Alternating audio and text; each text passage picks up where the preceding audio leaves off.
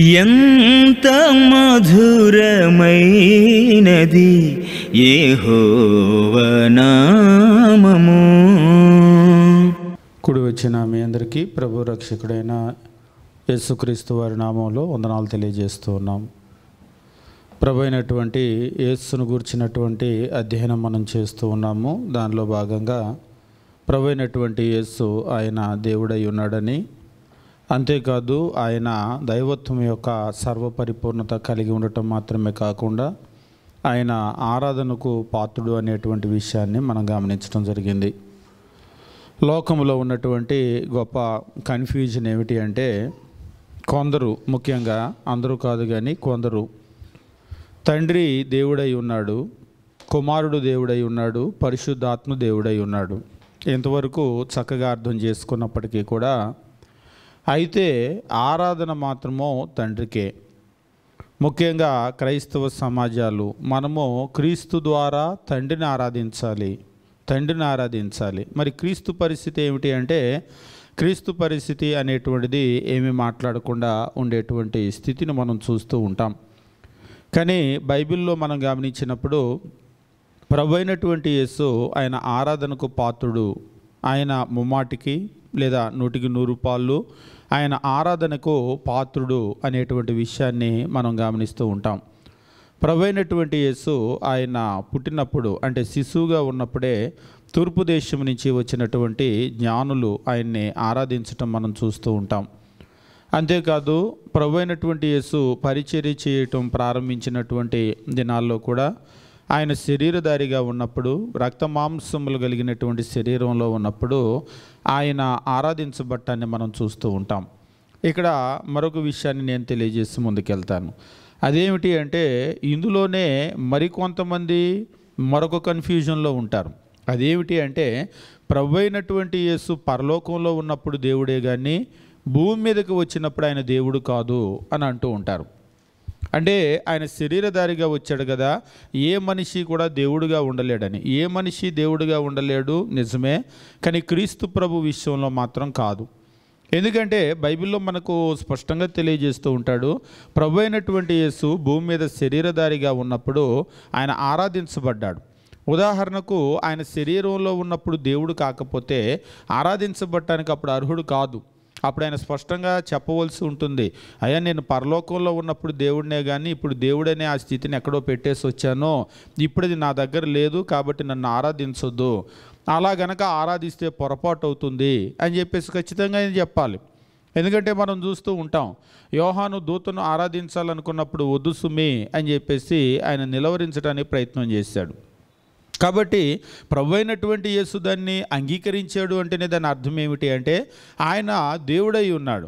అసలు ఇక్కడ గమనించవలసినటువంటి ముఖ్యమైన విషయం ఏమిటి అంటే, దేవుడు అనేటువంటి ఆ స్వభావాన్ని తను వదిలిపెట్టడం అనేటువంటి సాధ్యం కాదు. ఈరోజు ఎవరైనా మిమ్మల్ని మీరు మా ఇంటికి రండి, కాకపోతే మీరు మనిషిగా రావద్దు అని అన్నారనుకోండి, ఏం చేస్తాం మనం?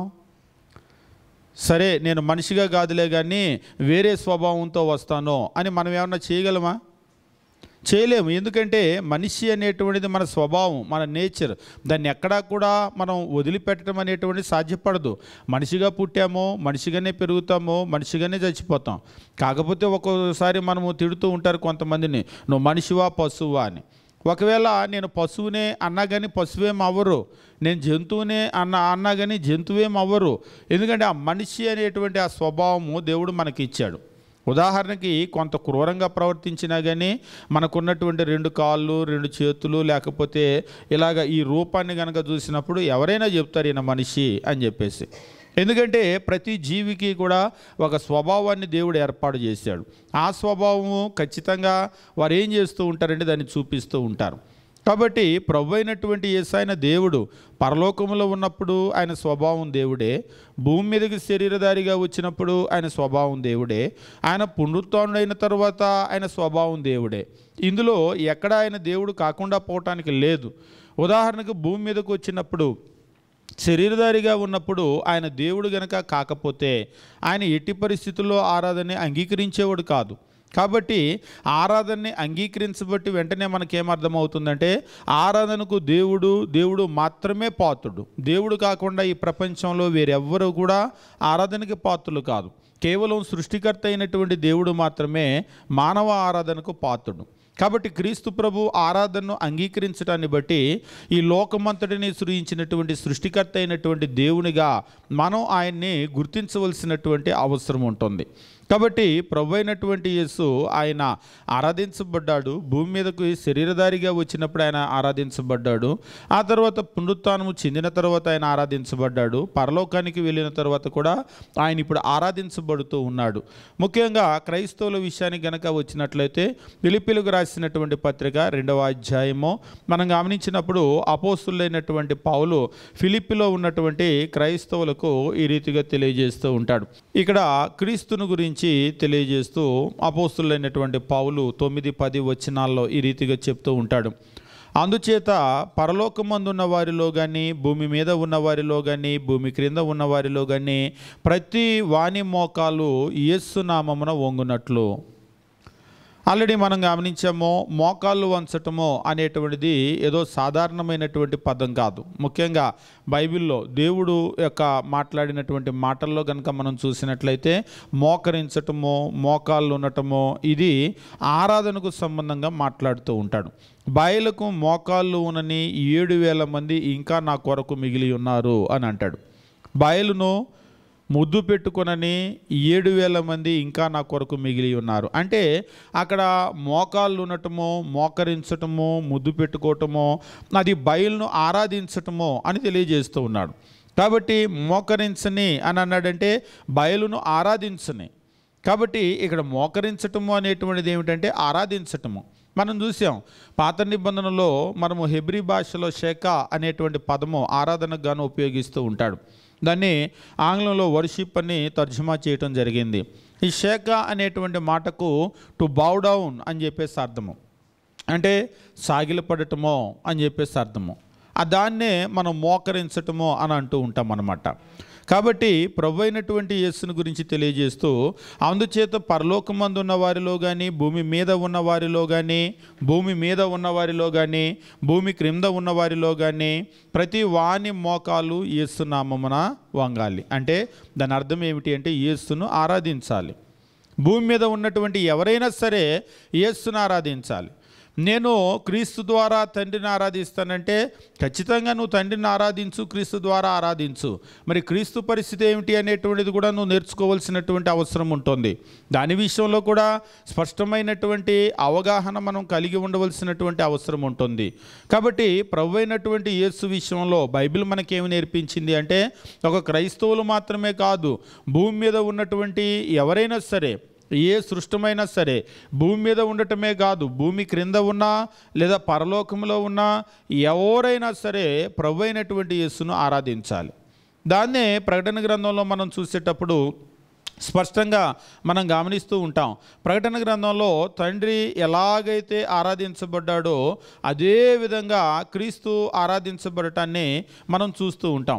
అంటే తండ్రిని ఆరాధించినటువంటిది, క్రీస్తుని ఆరాధించినటువంటిది ఏదైనా వ్యత్యాసం అనేటువంటిది అక్కడ మనకు కనబడుతుందా అని చెప్పేసి అంటే ఏ విధమైనటువంటి వ్యత్యాసము లేకుండా వాళ్ళు తండ్రిని ఎలాగైతే ఆరాధించారో అలాగే క్రీస్తును కూడా ఆరాధిస్తూ ఉండటాన్ని మనం చూస్తూ ఉంటాం. ప్రకటన గ్రంథము మనం గమనించేటప్పుడు దేవుని వాక్యం ఈ రీతిగా తెలియజేస్తూ ఉంటాడు. ప్రకటన గ్రంథము 5వ అధ్యాయం మనం గమనించినప్పుడు తండ్రి ఎలాగైతే ఆరాధించబడుతున్నాడో అదే విధంగా ప్రభు అయినటువంటి యేసు కూడా ఆరాధించబడుతూ ఉన్నాడు.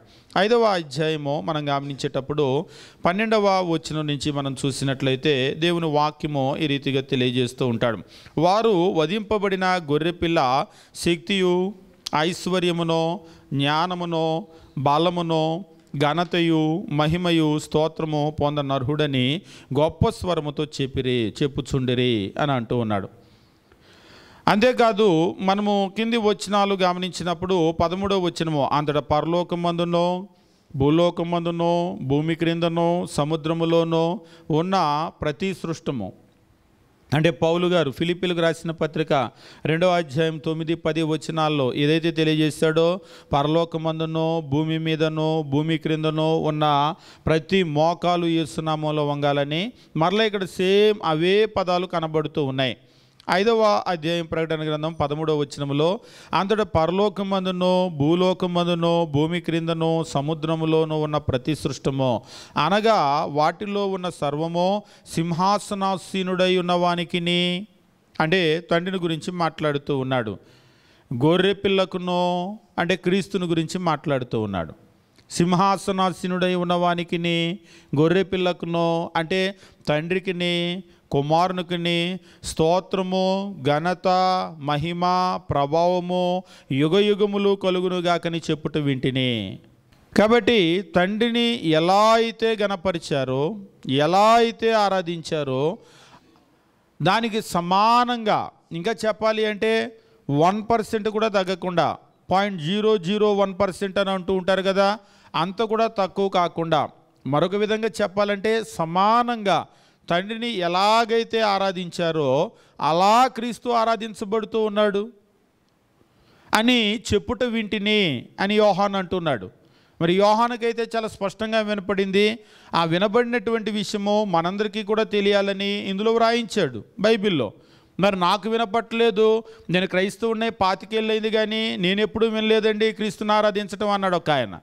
వినలేదంటే అది ఒకవేళ మీ చెవుల సమస్యేమో, ఒకవేళ బైబిల్లో దాన్ని చూడలేదంటే మీ కళ్ళలో ఉన్న సమస్యేమో, కానీ దేవుడైతే దాన్ని స్పష్టంగా తెలియజేస్తూ ఉన్నాడు.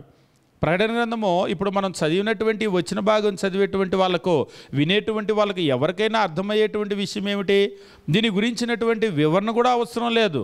ఈ వచ్చిన భాగాన్ని ఎవరైనా సరే గమనించినట్లయితే వాళ్ళకి అర్థమయ్యేటువంటిది ఏమిటంటే, మళ్ళొకసారి మనం చదువుకుందాం. 5వ అధ్యాయం 12-13 వచనాలు, వారు వధింపబడిన గొర్రెపిల్ల శక్తి ఐశ్వర్యము జ్ఞానము బలము ఘనత మహిమ స్తోత్రము పొందనర్హుడని గొప్ప స్వరముతో చెప్పుట వింటిని. గత వారంలో కూడా మనం గమనించాం, నిజంగా క్రైస్తవులు పాడేటువంటి పాటల్లో అత్యధికమైనటువంటి పాటలు క్రీస్తుని గురించి వ్రాసినవే. తండ్రి కంటే కూడా నిజంగా క్రీస్తు మీదే పాటలు ఎక్కువ ఉన్నాయి. పరిశుద్ధాత్మ మీద అయితే చాలా చాలా తక్కువ, కానీ తండ్రి కుమారుడు పరిశుద్ధాత్మ ఇందులో క్రీస్తుని గురించినటువంటి మనకు కీర్తనలు చాలా ఎక్కువగా ఉంటాయి. ఆయన స్తుతించేటువంటి లేదా ఆయన సిలువను గురించినటువంటి ధ్యాన కీర్తనలు అయితేనేమి, లేకపోతే దాని గురించి అభినందించేటువంటి కీర్తనలేమి, వీటిని గురించి చాలా ఎక్కువగా మనకు ఉంటూ ఉంటాయి. ఇక్కడ చెప్తూ ఉన్నాడు ఆయన పొందటానికి అర్హుడు అని చెప్పేసి. అందరూ పరలోకమందు భూలోకమందు భూమి క్రింద సముద్రములో ఉన్న ప్రతి సృష్టము అనగా వాటిలో ఉన్న సర్వము సింహాసనాసీనుడై ఉన్నవానికి నీ గొర్రెపిల్లకును స్తోత్రము మహిమ ఘనత ప్రభావము యుగయుగములు కలుగునుగాకని చెప్పుట వింటిని. కాబట్టి క్రీస్తు ప్రభు ఆయన ఆరాధనకి పాత్రుడా అని చెప్పేసి అంటే, అవును, ముమ్మాటికి ఆయన ఆరాధించబడ్డాడు. తండ్రి ఎలాగైతే ఆరాధించబడ్డాడో అదే విధంగా ఆరాధించబడ్డాడు. ఇక్కడ ఈ సమస్యకు కలిగినటువంటి ప్రధానమైన కారణం ఏమిటి అంటే, తండ్రి కుమారుడు వీరిద్దరి మధ్య ఉన్నటువంటి సిమిలారిటీస్ అనేటువంటివి చాలామందికి తెలియనటువంటి పరిస్థితి. అంటే మరొక రకంగా చెప్పినట్లయితే, ఇప్పుడు తండ్రి కుమారుడు వీరిద్దరి మధ్య సమానమైనటువంటి, ఇక్కడ మనం చూసినట్లయితే సమానమైనటువంటి స్థితి. ఒకసారి ఒక ఆయన అన్నాడు, దీన్ని బట్టి సమానమైన స్థితి అని ఎట్లా అంటారు అంటే, తండ్రికి ఏ విధమైన ఘనతను ఇచ్చారో అదే విధమైనటువంటి ఘనతను క్రీస్తుకి ఇచ్చారు అంటే దాన్ని ఏమని చెప్తాం మనం? అంటే ఘనతలో సమానమైనటువంటి స్థితి ఇక్కడ చెప్తూ ఉన్నాడు కదా. ఇక్కడ మనం గమనించినప్పుడు ఏమన్నా అంటూ ఉన్నాడంటే ఘనత మహిమ ప్రభావము అని చెప్పేసి అంటున్నాడు. అంటే సమానమైనటువంటి ఘనత, సమానమైనటువంటి మహిమ, సమానమైనటువంటి ప్రభావం, ఇందులో ఏ విధమైనటువంటి వ్యత్యాసం లేదు. కొందరు అనుకునేటట్లుగా బిగ్ గాడ్ స్మాల్ గాడ్ అనేటువంటిది లేనే లేదు. తండ్రి సుప్రీం గాడ్ అన్నాడు ఒకసారి ఒక ఆయన. ఈ వచ్చిన ఒకసారి చదివి చెప్పండి, ఎవరు సుప్రీము ఎవరు సబార్డినేటు? అంటే లోకంలో ఉన్నటువంటి ర్యాంకులన్నీ చూసి చూసి చూసి చూసి వాళ్ళకి ఏమర్థమైందంటే దేవుళ్ళో కూడా సుప్రీం గాడ్ ఉంటాడేమో. అంటే మనం ఉన్నటువంటి దేశం అలాగనే ఉంటుంది. మనమున్న దేశంలో కనుక చూసినట్లయితే కోటాను కోట్ల దేవతలు ఉండి, దేవుళ్ళు ఉండి, అందులో సుప్రీం గాడ్స్ కొంతమంది ఉండి, సబార్డినేట్ గాడ్స్ అంటే కింద దేవుళ్ళు కొంతమంది ఉండి, కొన్ని తక్కువ స్థాయి దేవుళ్ళు కొంతమంది ఉండి, ఇదంతా కూడా కళ్ళతో చూసి దాన్నంతా కూడా వాళ్ళ మనస్సులో పెట్టుకొని బైబిల్ దగ్గర కూడా వచ్చేసరికి ఇదే విధమైనటువంటి ప్రిన్సిపల్ భావజాలాన్ని అప్లై చేస్తూ తండ్రి ఏమో సుప్రీం గాడు, క్రీస్తు ప్రభు ఏమో ఆయన కంటే కొంచెం తక్కువ. ఒకసారి ఒక ఆయన అంటున్నాడు ఎక్కువ కాదు కానీ కొంచెం తక్కువ అంట, పరిశుద్ధాత్ముడు అంతకంటే కొంచెం తక్కువ. ఎందుకంటే ఆయన వెళ్ళి ఈయన పంపించాడు కాబట్టి ఆయన అంతకంటే కొంచెం తక్కువ. అయితే పెద్ద తక్కువ ఏమి లేదు, కొంచెం మైన్యూట్ అని చెప్పేసి అంటూ ఉన్నాడు. కానీ బైబిల్లో మనం గమనించినప్పుడు అలా దేవుళ్ళు పెద్ద దేవుళ్ళు చిన్న దేవుళ్ళు ఉండరు. దేవుడు అంటేనే తనంతట తానుగా ఉన్నవాడు. తండ్రి ఎలా తనంతట తానుగా ఉన్నాడో, క్రీస్తు తనంతట తానుగా ఉన్నాడు, పరిశుద్ధాత్ముడు తనంతట తానుగా ఉన్నాడు. దేవుడు అంటేనే సర్వశక్తి కలిగిన వాడు. దేవుడు తండ్రి ఎలాగైతే సర్వశక్తి కలిగి ఉన్నాడో, క్రీస్తు సర్వశక్తి కలిగి ఉన్నాడు, పరిశుద్ధాత్ముడు సర్వశక్తి కలిగి ఉన్నాడు. కాబట్టి ఎవరు ఎవరికంటే ఎక్కువ కాదు, ఎవరు ఎవరికంటే తక్కువ కాదు. కాకపోతే ఈ సమస్య రావటానికి కలిగిన ప్రధానమైన కారణం ఏమిటంటే మానవ రక్షణలో భాగంగా తండ్రి పరలోకములో ఉంటే క్రీస్తు శరీరధారిగా భూమి మీదకి వచ్చాడు. ఈ శరీరధారిగా భూమి మీదకి వచ్చినటువంటి దాన్ని బట్టి ఆయన్ని ఏం చేస్తూ ఉంటారంటే తక్కువగా చూడటం, చులకనగా చూడటం చేస్తూ ఉంటారు. ఆయన భూమి మీదకి వచ్చినప్పుడు మరి తండ్రికి ప్రార్థన చేశాడు కదా, నన్ను పంపించాడు అంటున్నాడు కదా, నాకంటే నా తండ్రి గొప్పవాడు అంటున్నాడు కదా అని చెప్పేసి అంటూ ఉంటారు. అది క్రీస్తు ప్రభు శరీరధారిగా ఉన్నప్పుడు. ఆయన పరలోకంలో ఉన్నాడు, భూమి మీద చిత్తాన్ని నెరవేర్చడానికి ఈయన వచ్చాడు. మళ్ళీ పరిశుద్ధాత్మ రాలేదు, అది క్రీస్తు ప్రభు వచ్చాడు. దాన్ని మనకు బయలుపరచడంలో పరిశుద్ధాత్ముడు ఆ కార్యాన్ని చేశాడు. కాబట్టి మానవ రక్షణ సంకల్పంలో వీరు ముగ్గురు కూడా 3 పాత్రలు పోషించినట్లుగా వారి వారి బాధ్యతలు నెరవేర్చినట్లుగా మనం చూస్తూ ఉంటాం. దాన్ని బట్టి ఏమిటి అంటే శరీరధారిగా వచ్చినటువంటి క్రీస్తును, ఆయన మాటలను వీళ్ళు తీసుకొని దాన్ని బట్టి క్రీస్తు తక్కువ వాడేమో అని అనుకుంటూ ఉంటారు. తండ్రి అయినటువంటి దేవుడు ఆయన గొప్పవాడు, సుప్రీం గాడ్ అని అంటూ ఉంటారు. కానీ దేవుడు అనేటువంటి ఆ పదాన్ని గనక వాళ్ళు జాగ్రత్తగా చదివినట్లయితే, ధ్యానం చేసినట్లయితే, దేవుడు అంటేనే సర్వశక్తి కలిగినటువంటి వాడు, అంతేగాని ఎక్కువ తక్కువ ఉండదు. బైబిల్ మనం జాగ్రత్తగా చదివేటప్పుడు ఇదే విషయాన్ని తెలియజేస్తూ ఉంటాడు. క్రీస్తు ప్రభు భూమి మీదకి రాకముందు, శరీరధారిగా రాకముందు ఆయన దేవునితో కూడా ఉన్నాడు. ఫిలిప్పీలకు రాసిన పత్రికలో అదే విషయాన్ని తెలియజేస్తూ ఉంటాడు. 2వ అధ్యాయం మనం గమనించేటప్పుడు ఫిలిప్పీలకు రాసినటువంటి పత్రిక, ఇక్కడ ఆయన భూమి మీదకి వచ్చేటప్పుడు ఎలా వచ్చాడు అనేటువంటి విషయాన్ని అక్కడ చెప్తూ ఉంటాడు. ఫిలిప్పీలకు రాసినటువంటి పత్రిక 2వ అధ్యాయము మనం గమనించినప్పుడు 6వ వచనములో ఆయన దేవుని స్వరూపము కలిగిన వాడై ఉండి దేవునితో కొంచెము తక్కువనిగా ఉండుట విడిచిపెట్టకూడని భాగ్యమని ఎంచుకొనలేదు. కానీ బాగా గమనించండి, 2వ అధ్యాయము 6వ వచనము ఫిలిప్పీలకు రాసినటువంటి పత్రిక. నేను తప్పు చదువుతున్నానా ఒప్పు చదువుతున్నానా చూడండి. 2వ అధ్యాయము 6వ వచనము, ఆయన దేవుని స్వరూపము కలిగిన వాడై ఉండి. ఫిలిప్పీలకు రాసిన పత్రిక 2వ అధ్యాయము 6వ వచనం, ఆయన దేవుని స్వరూపము కలిగిన వాడై ఉండి దేవునికి కొంచెము తక్కువనిగా ఉండుట విడిచిపెట్టకూడని భాగ్యమని ఎంచుకొనలేదు. కానీ ఎంత తక్కువ? కొంచెం తక్కువ, మైన్యూట్ అని అంటూ ఉంటారు కదా, అంటే చాలా స్వల్పం. అట్లా చెప్పాడు బైబిల్లో. ఈ కొంచెం తక్కువ కొంచెం ఎక్కువ ఈ అసలు ఇదంతా ఎవరు నేర్పారు వీళ్ళకి?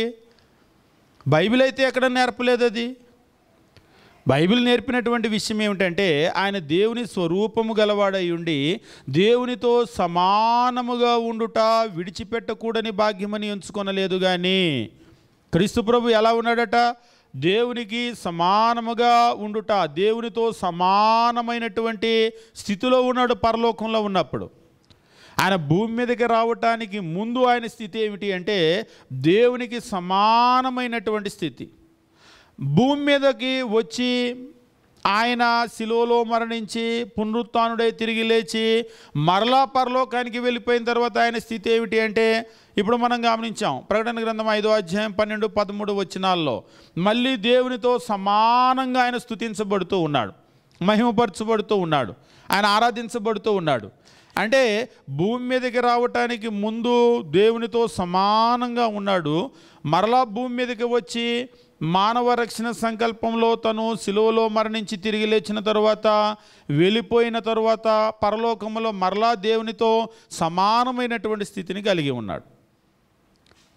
ఇక ఇందులో మనకు అర్థం కానటువంటి విషయం ఏముంది అంటే, వీళ్ళు ఏం చేస్తూ ఉంటారంటే, క్రీస్తు ప్రభు అంటే ఎంతసేపటికి మరియ గర్భంలో జన్మించిన తరువాత ఈ శరీరధారిగా ఉన్నటువంటి విషయాన్ని అధ్యయనం చేస్తూ ఉంటారు. కానీ మత్తయి, మార్కు, లూకా, యోహాను అంతకు ముందున్నటువంటి విషయాలు కానీ ఆ తరువాత ఉన్నటువంటి విషయాలను కానీ ధ్యానం చేసే పరిస్థితి లేదు. ఒకవేళ వాటిని కనుక ధ్యానం చేసినట్లయితే, స్పష్టంగా వాటిని కనుక గమనించినట్లయితే, క్రీస్తు ప్రభు తండ్రితో సమానంగా ఉన్నటువంటి ఆ స్థితి వాళ్ళకి స్పష్టంగా అర్థమవుతుంది. ఇక్కడ అపోస్తులైనటువంటి పౌలు రాసినటువంటి వచ్చిన భాగంలో కూడా 2:6 చెప్తున్నాడు. ఫిలిప్పీలకు రాసిన పత్రిక ఇప్పుడు మనం చదివాము.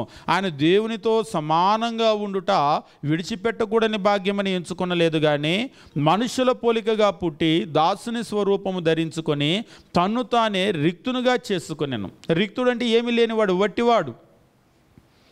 కాబట్టి తన్ను తాను వట్టివానిగా చేసుకున్నాడు, ఏమి లేనివానిగా చేసుకున్నాడు, మనుష్యుల పోలికగా పుట్టాడు. ఇప్పుడు వీళ్ళంతా కూడా ఏం చేస్తున్నారంటే, మనుష్యుల పోలికగా పుట్టాడు కదా, ఈ దాసుని స్వరూపం ధరించుకున్నారు కదా, ఎంతసేపటికి బ్రెయిన్లో ఆ చిప్పే లోపల ఉండిపోతుంది. అంటే క్రీస్తు ప్రభు అనగానే ఆయన దాసుని పోలికగా పుట్టాడు అంటే ఆయన తక్కువవాడు, ఆయనకి శరీరం ఉంది, ఆయనకు ఒక లిమిటేషన్ ఉంది.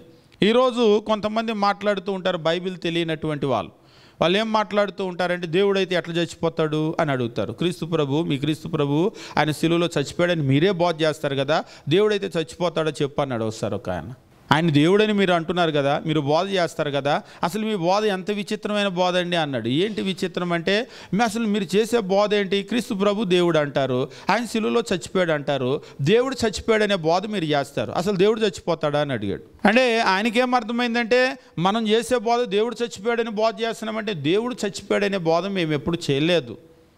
దేవునికి చావు అనేటువంటిది ఉండదు. మీకు అర్థం కానటువంటి విషయం ఏమిటి అంటే, పరలోకంలో ఉండేటువంటి దేవుడు నరావతారంలో వచ్చాడు, అది మీకు అర్థం కాలేదు. ఆ ఇన్కార్నేషన్ మీకు అర్థం కాలేదు. మానవ శరీరాన్ని దాల్చడం అర్థం కాలేదు.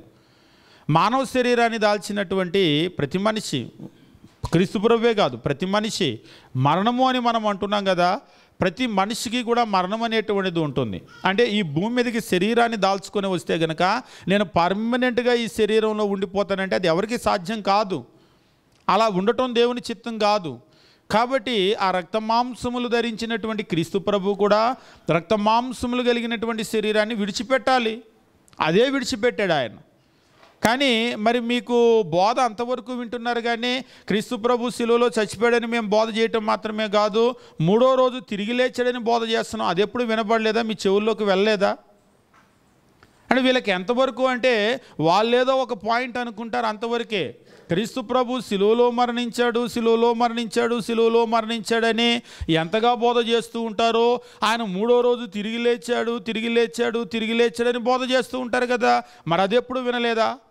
ఎవరు మరణాన్ని జయించి తిరిగి లేవగలరు? ఏ మనిషి అయినా సరే, ఈ భూమి మీద ఉన్నటువంటి ఏ మనిషి అయినా సరే, మరణాన్ని జయించి తిరిగి లేచినటువంటి వాళ్ళు ఎవరైనా తెలుసా? కేవలము దేవుడు మాత్రమే మరణాన్ని జయించగలిగినటువంటి శక్తి ఆయనకు ఉంది, దేవునికి తప్ప మరి ఎవరికి కూడా లేదు. కాబట్టి క్రీస్తు ప్రభు మరణాన్ని జయించి తిరిగి లేవటాన్ని బట్టి ఆయన తన యొక్క దైవత్వాన్ని రుజువు చేసుకున్నాడు. కాబట్టి మేము చేసేటువంటి బోధలో మీరు అనుకునేటువంటి కోణము మీరు వక్రీకరించి చూస్తున్నారు, కానీ దాన్ని జాగ్రత్తగా కనుక పరిశీలన చేసినట్లయితే ఆయన దేవుడు అనేటువంటి విషయం స్పష్టంగా ప్రకటించడం జరుగుతుంది. అయినా కానీ మరణము అనేటువంటి మాటకు అర్థం ఏమిటి అంటే, ఎడబాటు, ఈ శరీరాన్ని విడిచిపెట్టి వెళ్ళటం. కాబట్టి ఎవరైతే శరీరాన్ని ధరించారో, సాక్షాత్తు భగవంతుడు దేవుడు శరీరాన్ని ధరించినా కానీ ఈ రక్తమాంసములు కలిగిన శరీరాన్ని విడిచిపెట్టాల్సిందే. విడిచిపెట్టకుండా ఇందులోనే పర్మనెంట్గా ఉండిపోతానంటే అసలు దీని స్వభావము, నేచరే పర్మనెంట్ కాదు. ఈరోజు మనం ప్రతి వస్తువుకు కూడా ఏం చేస్తామంటే దాని లైఫ్ టైం అని చెప్పేసి క్యాలిక్యులేట్ చేస్తూ ఉంటాం. ఇప్పుడు ప్లాస్టిక్ అయితే ఇంతకాలం ఉంటుంది, లేదా ఇనుము అయితే ఇంతకాలం ఉంటుంది.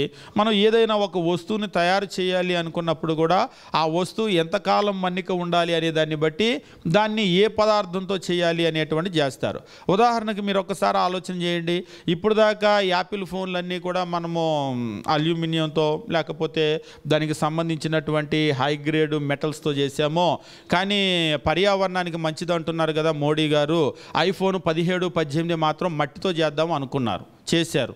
ఎట్లా ఉంటుంది అంటే లోపల సర్క్యూట్ అంతా బాగానే పెట్టారు, స్క్రీన్ కూడా బాగానే పెట్టారు, కానీ చుట్టూ ఉండేటువంటి అవుటర్ కేసు మాత్రమో అది మట్టితో చేశారు, పర్యావరణానికి మంచిది కదా అని చెప్పేసి.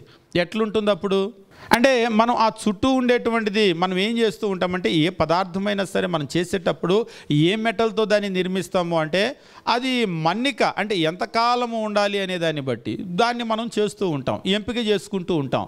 ప్రతిదానికి కూడా ఒక లైఫ్ టైం అనేటువంటిది ఉంటుంది.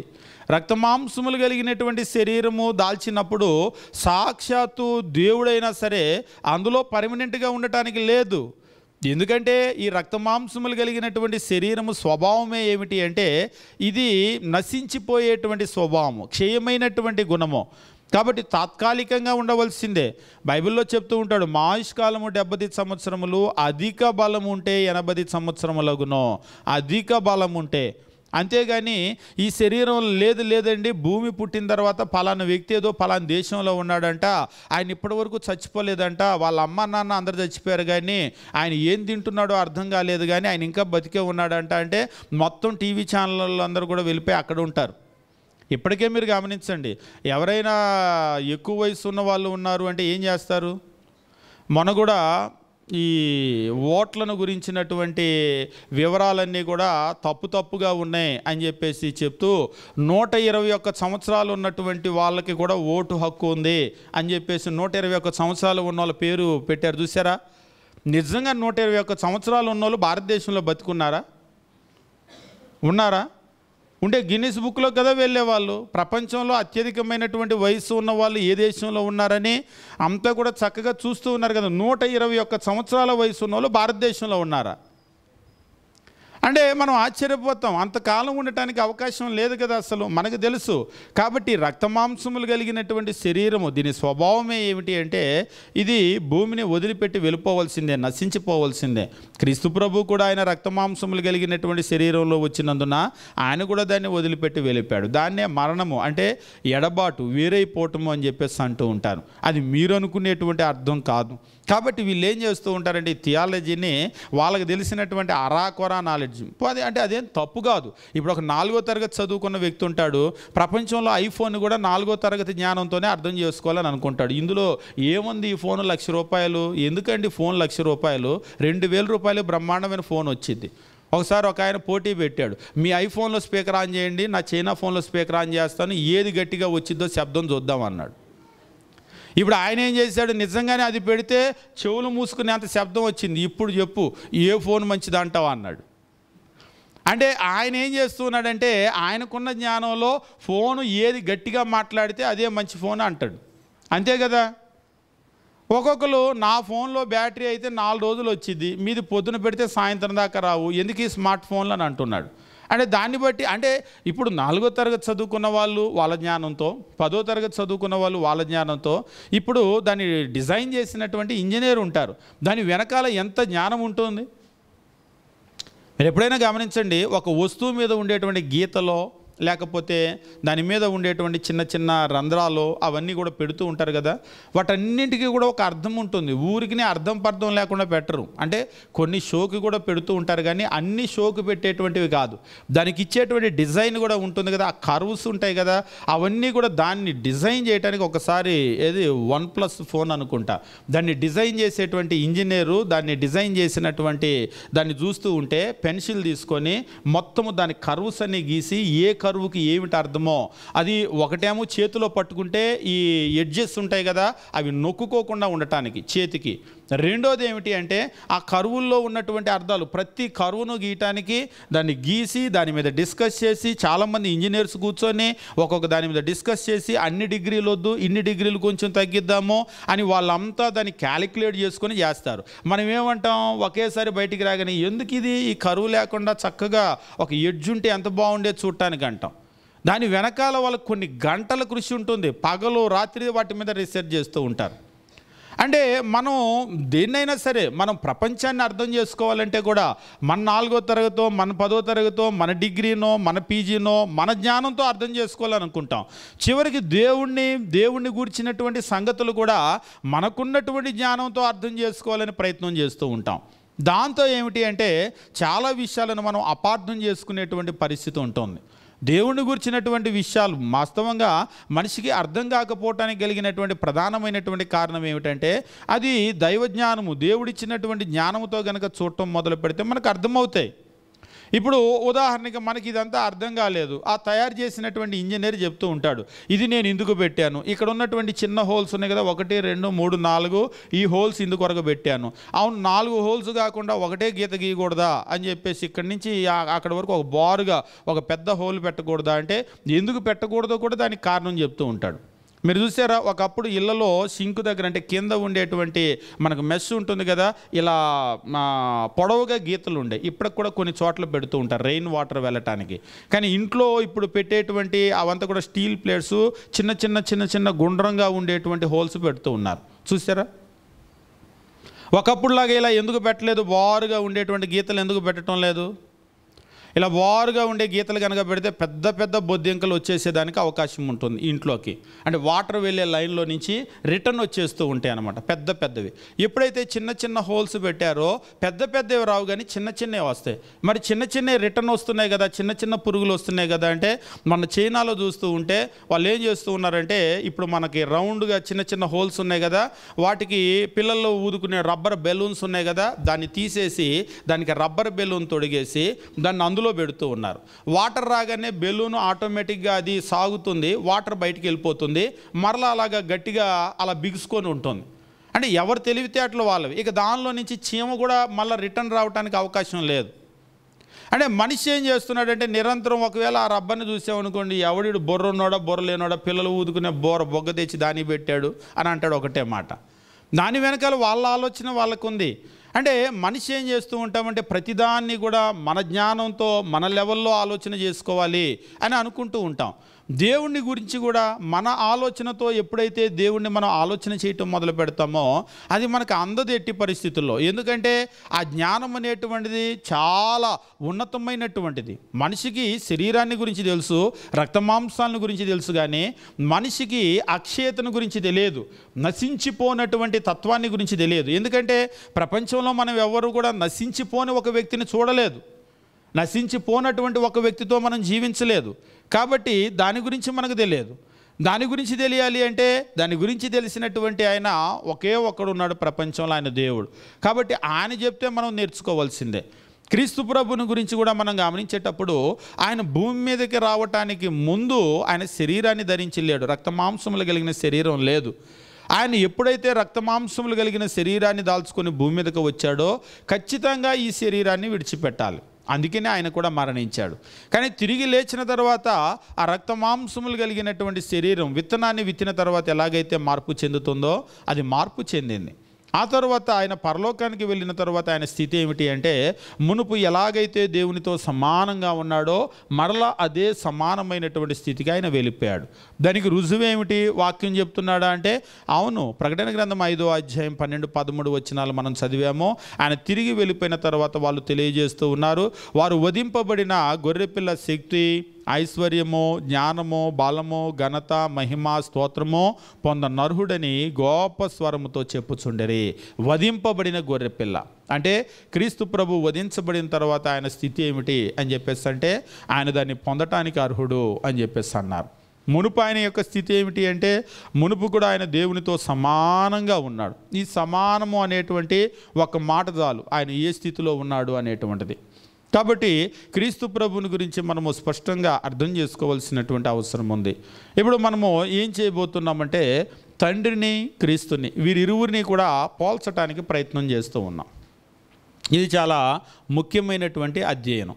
తండ్రిని క్రీస్తుని ఇద్దరిని కూడా పోల్చటానికి, అంటే బైబిల్ మనకి ఎంతవరకు ఇచ్చిందో ఆ సమాచారాన్ని బట్టి ఇద్దరిని పోల్చటానికి మనం ప్రయత్నం చేద్దాం. ఇద్దరిని పోల్చేటప్పుడు అవునండి తండ్రికి ఈయనకి చాలా వ్యత్యాసం ఉంది కదా, ఇద్దరూ సమానమని ఎట్లా చెప్తారు, లేకపోతే ఇద్దరూ సమానమని బైబిల్ చెప్తుంది కదా, మరి ఈయన తక్కువని ఎట్లా చెప్తారు క్రీస్తు ప్రభువుని అనేటువంటి విషయాలు మనకు అర్థమవుతాయి. కాబట్టి మొట్టమొదటి విషయం మనం ఏం గమనించబోతున్నామంటే ఆ దైవికమైనటువంటి స్వభావం, తండ్రి కుమారుడు దైవికమైనటువంటి స్వభావాన్ని గురించి మనం గమనించేటప్పుడు తండ్రి కుమారుడు ఇద్దరు కూడా ఆ దైవత్వాన్ని కలిగి ఉన్నట్లుగా మనకు తెలియజేస్తూ ఉన్నాడు. ఇందులో ఎలాంటి సందేహం లేదు. తండ్రి దైవత్వం కలిగి ఉన్నాడు, దైవిక స్వభావం కలిగి ఉన్నాడు అనేటువంటి దానికి ఎవరికి ఎటువంటి అభ్యంతరం కూడా ఉండదు. ఎందుకంటే బైబిలు క్రీస్తు ప్రభు గురించి చెప్పినన్ని ఎక్కువసార్లు చెప్పకపోయినా ఎందుకనో తండ్రిని గురించి కొద్ది విషయాలు చెప్పినా కానీ అందులో ఎలాంటి సందేహం కూడా లేదు. కానీ క్రీస్తుని గురించి ఎందుకో చాలాసార్లు చెప్పినా కానీ వాళ్ళకు దాని మీద చాలా సందేహం అనేటువంటిది ఉంటుంది.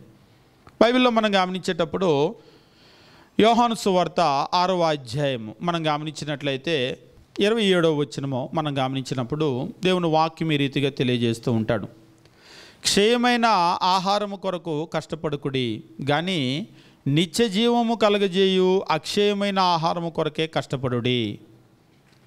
క్షయమైన ఆహారం కొరకు కష్టపడుకుడి కానీ నిత్య జీవం కలగజేయు అక్షయమైన ఆహారం కొరకే కష్టపడుడి. మనుష్య కుమారుడు దానిని మీకు ఇచ్చును. బాగా గమనించండి. ఇందుకై తండ్రి అయిన దేవుడు ఆయనకు ముద్ర వేసి ఉన్నాడని చెప్పాను. తండ్రి అయిన దేవుడు కాబట్టి తండ్రి దేవుడై ఉన్నాడు అనేటువంటిది నేరుగా చెప్తున్నాడు. God the father has set his seal on him అని చెప్పేసి అంటూ ఉంటాడు. గాడ్ ద ఫాదర్ తండ్రి అయిన దేవుడు. కాబట్టి తండ్రి దేవుడై ఉన్నాడా అంటే అవును దేవుడై ఉన్నాడు. వాస్తవంగా క్రీస్తు ప్రభు దైవత్వాన్ని వివరించటానికి బైబిలు చూపించినన్ని వచనాలు తండ్రి దైవత్వాన్ని చూపించటానికి ఉపయోగించలేదు. బైబిల్లో కనుక మీరు చూసినట్లయితే క్రీస్తు దైవత్వాన్ని గురించి అంగుళం అని అంటారు కదా, ఇంచ్ బై ఇంచ్ ప్రతి చోట కూడా క్రీస్తు దైవత్వాన్ని చాలా స్పెసిఫిక్గా వివరించడం జరిగింది. తండ్రిని గురించి అంత వివరణ లేదు. అయినప్పటికీ కూడా వివరణ లేని తండ్రిని గురించి ఆయన నిస్సందేహంగా దేవుడండి అంటారు. అంత వివరణ అన్ని వచనాలు చెప్పినా కానీ క్రీస్తుని గురించి ఆయన దేవుడేనంటారా అంటే దేవుడే కానీ ఆయన ఆరాధనకి పాత్రుడు అంటారా అని అంటూ ఉంటారు. అంటే ఎక్కడ సమస్య ఏర్పడింది? వాస్తవంగా వీళ్ళు వాక్యాన్ని కనుక చూస్తే అట్లా కాదు. వీళ్ళు ఏంటంటే వాక్యాన్ని కాకుండా ఎవరో వాళ్ళకి నేర్పిన ఒక వ్యక్తిని చూస్తూ ఉన్నారు. ఆయన దేవుడు అంటే దేవుడు లోకంలో చెప్తుంటారు. నంది అంటే నంది, పంది అంటే పంది, నువ్వు ఏమంటే అదే అన్నట్లుగా వాళ్ళు ఏమంటారో వీళ్ళు అదే అంటారు. ఒకసారి ఒక ఆయన అంటున్నాడు, ఇంతకీ మీరేమంటారు అన్నాడు. నేనేమంటానో అంటాను, అది పక్కన పెట్టు. నేనేమంటాను నువ్వేమంటావు కాదు, బైబిల్ ఏమంటుంది అనేటువంటిది మనకు ముఖ్యం. కాబట్టి ఎవరేమన్నా కానీ బైబిల్ ఏమంటుందో మనమది అనాల్సినటువంటి అవసరం ఉంది. అంతేగాని నువ్వేమంటావు నేనేమంటాను అనేటువంటిది కాదు. కాబట్టి తండ్రిని దేవుడు అని చెప్పినటువంటి బైబిల్లో క్రీస్తు ప్రభువును కూడా గమనించినప్పుడు మనం చూస్తూ ఉన్నాం.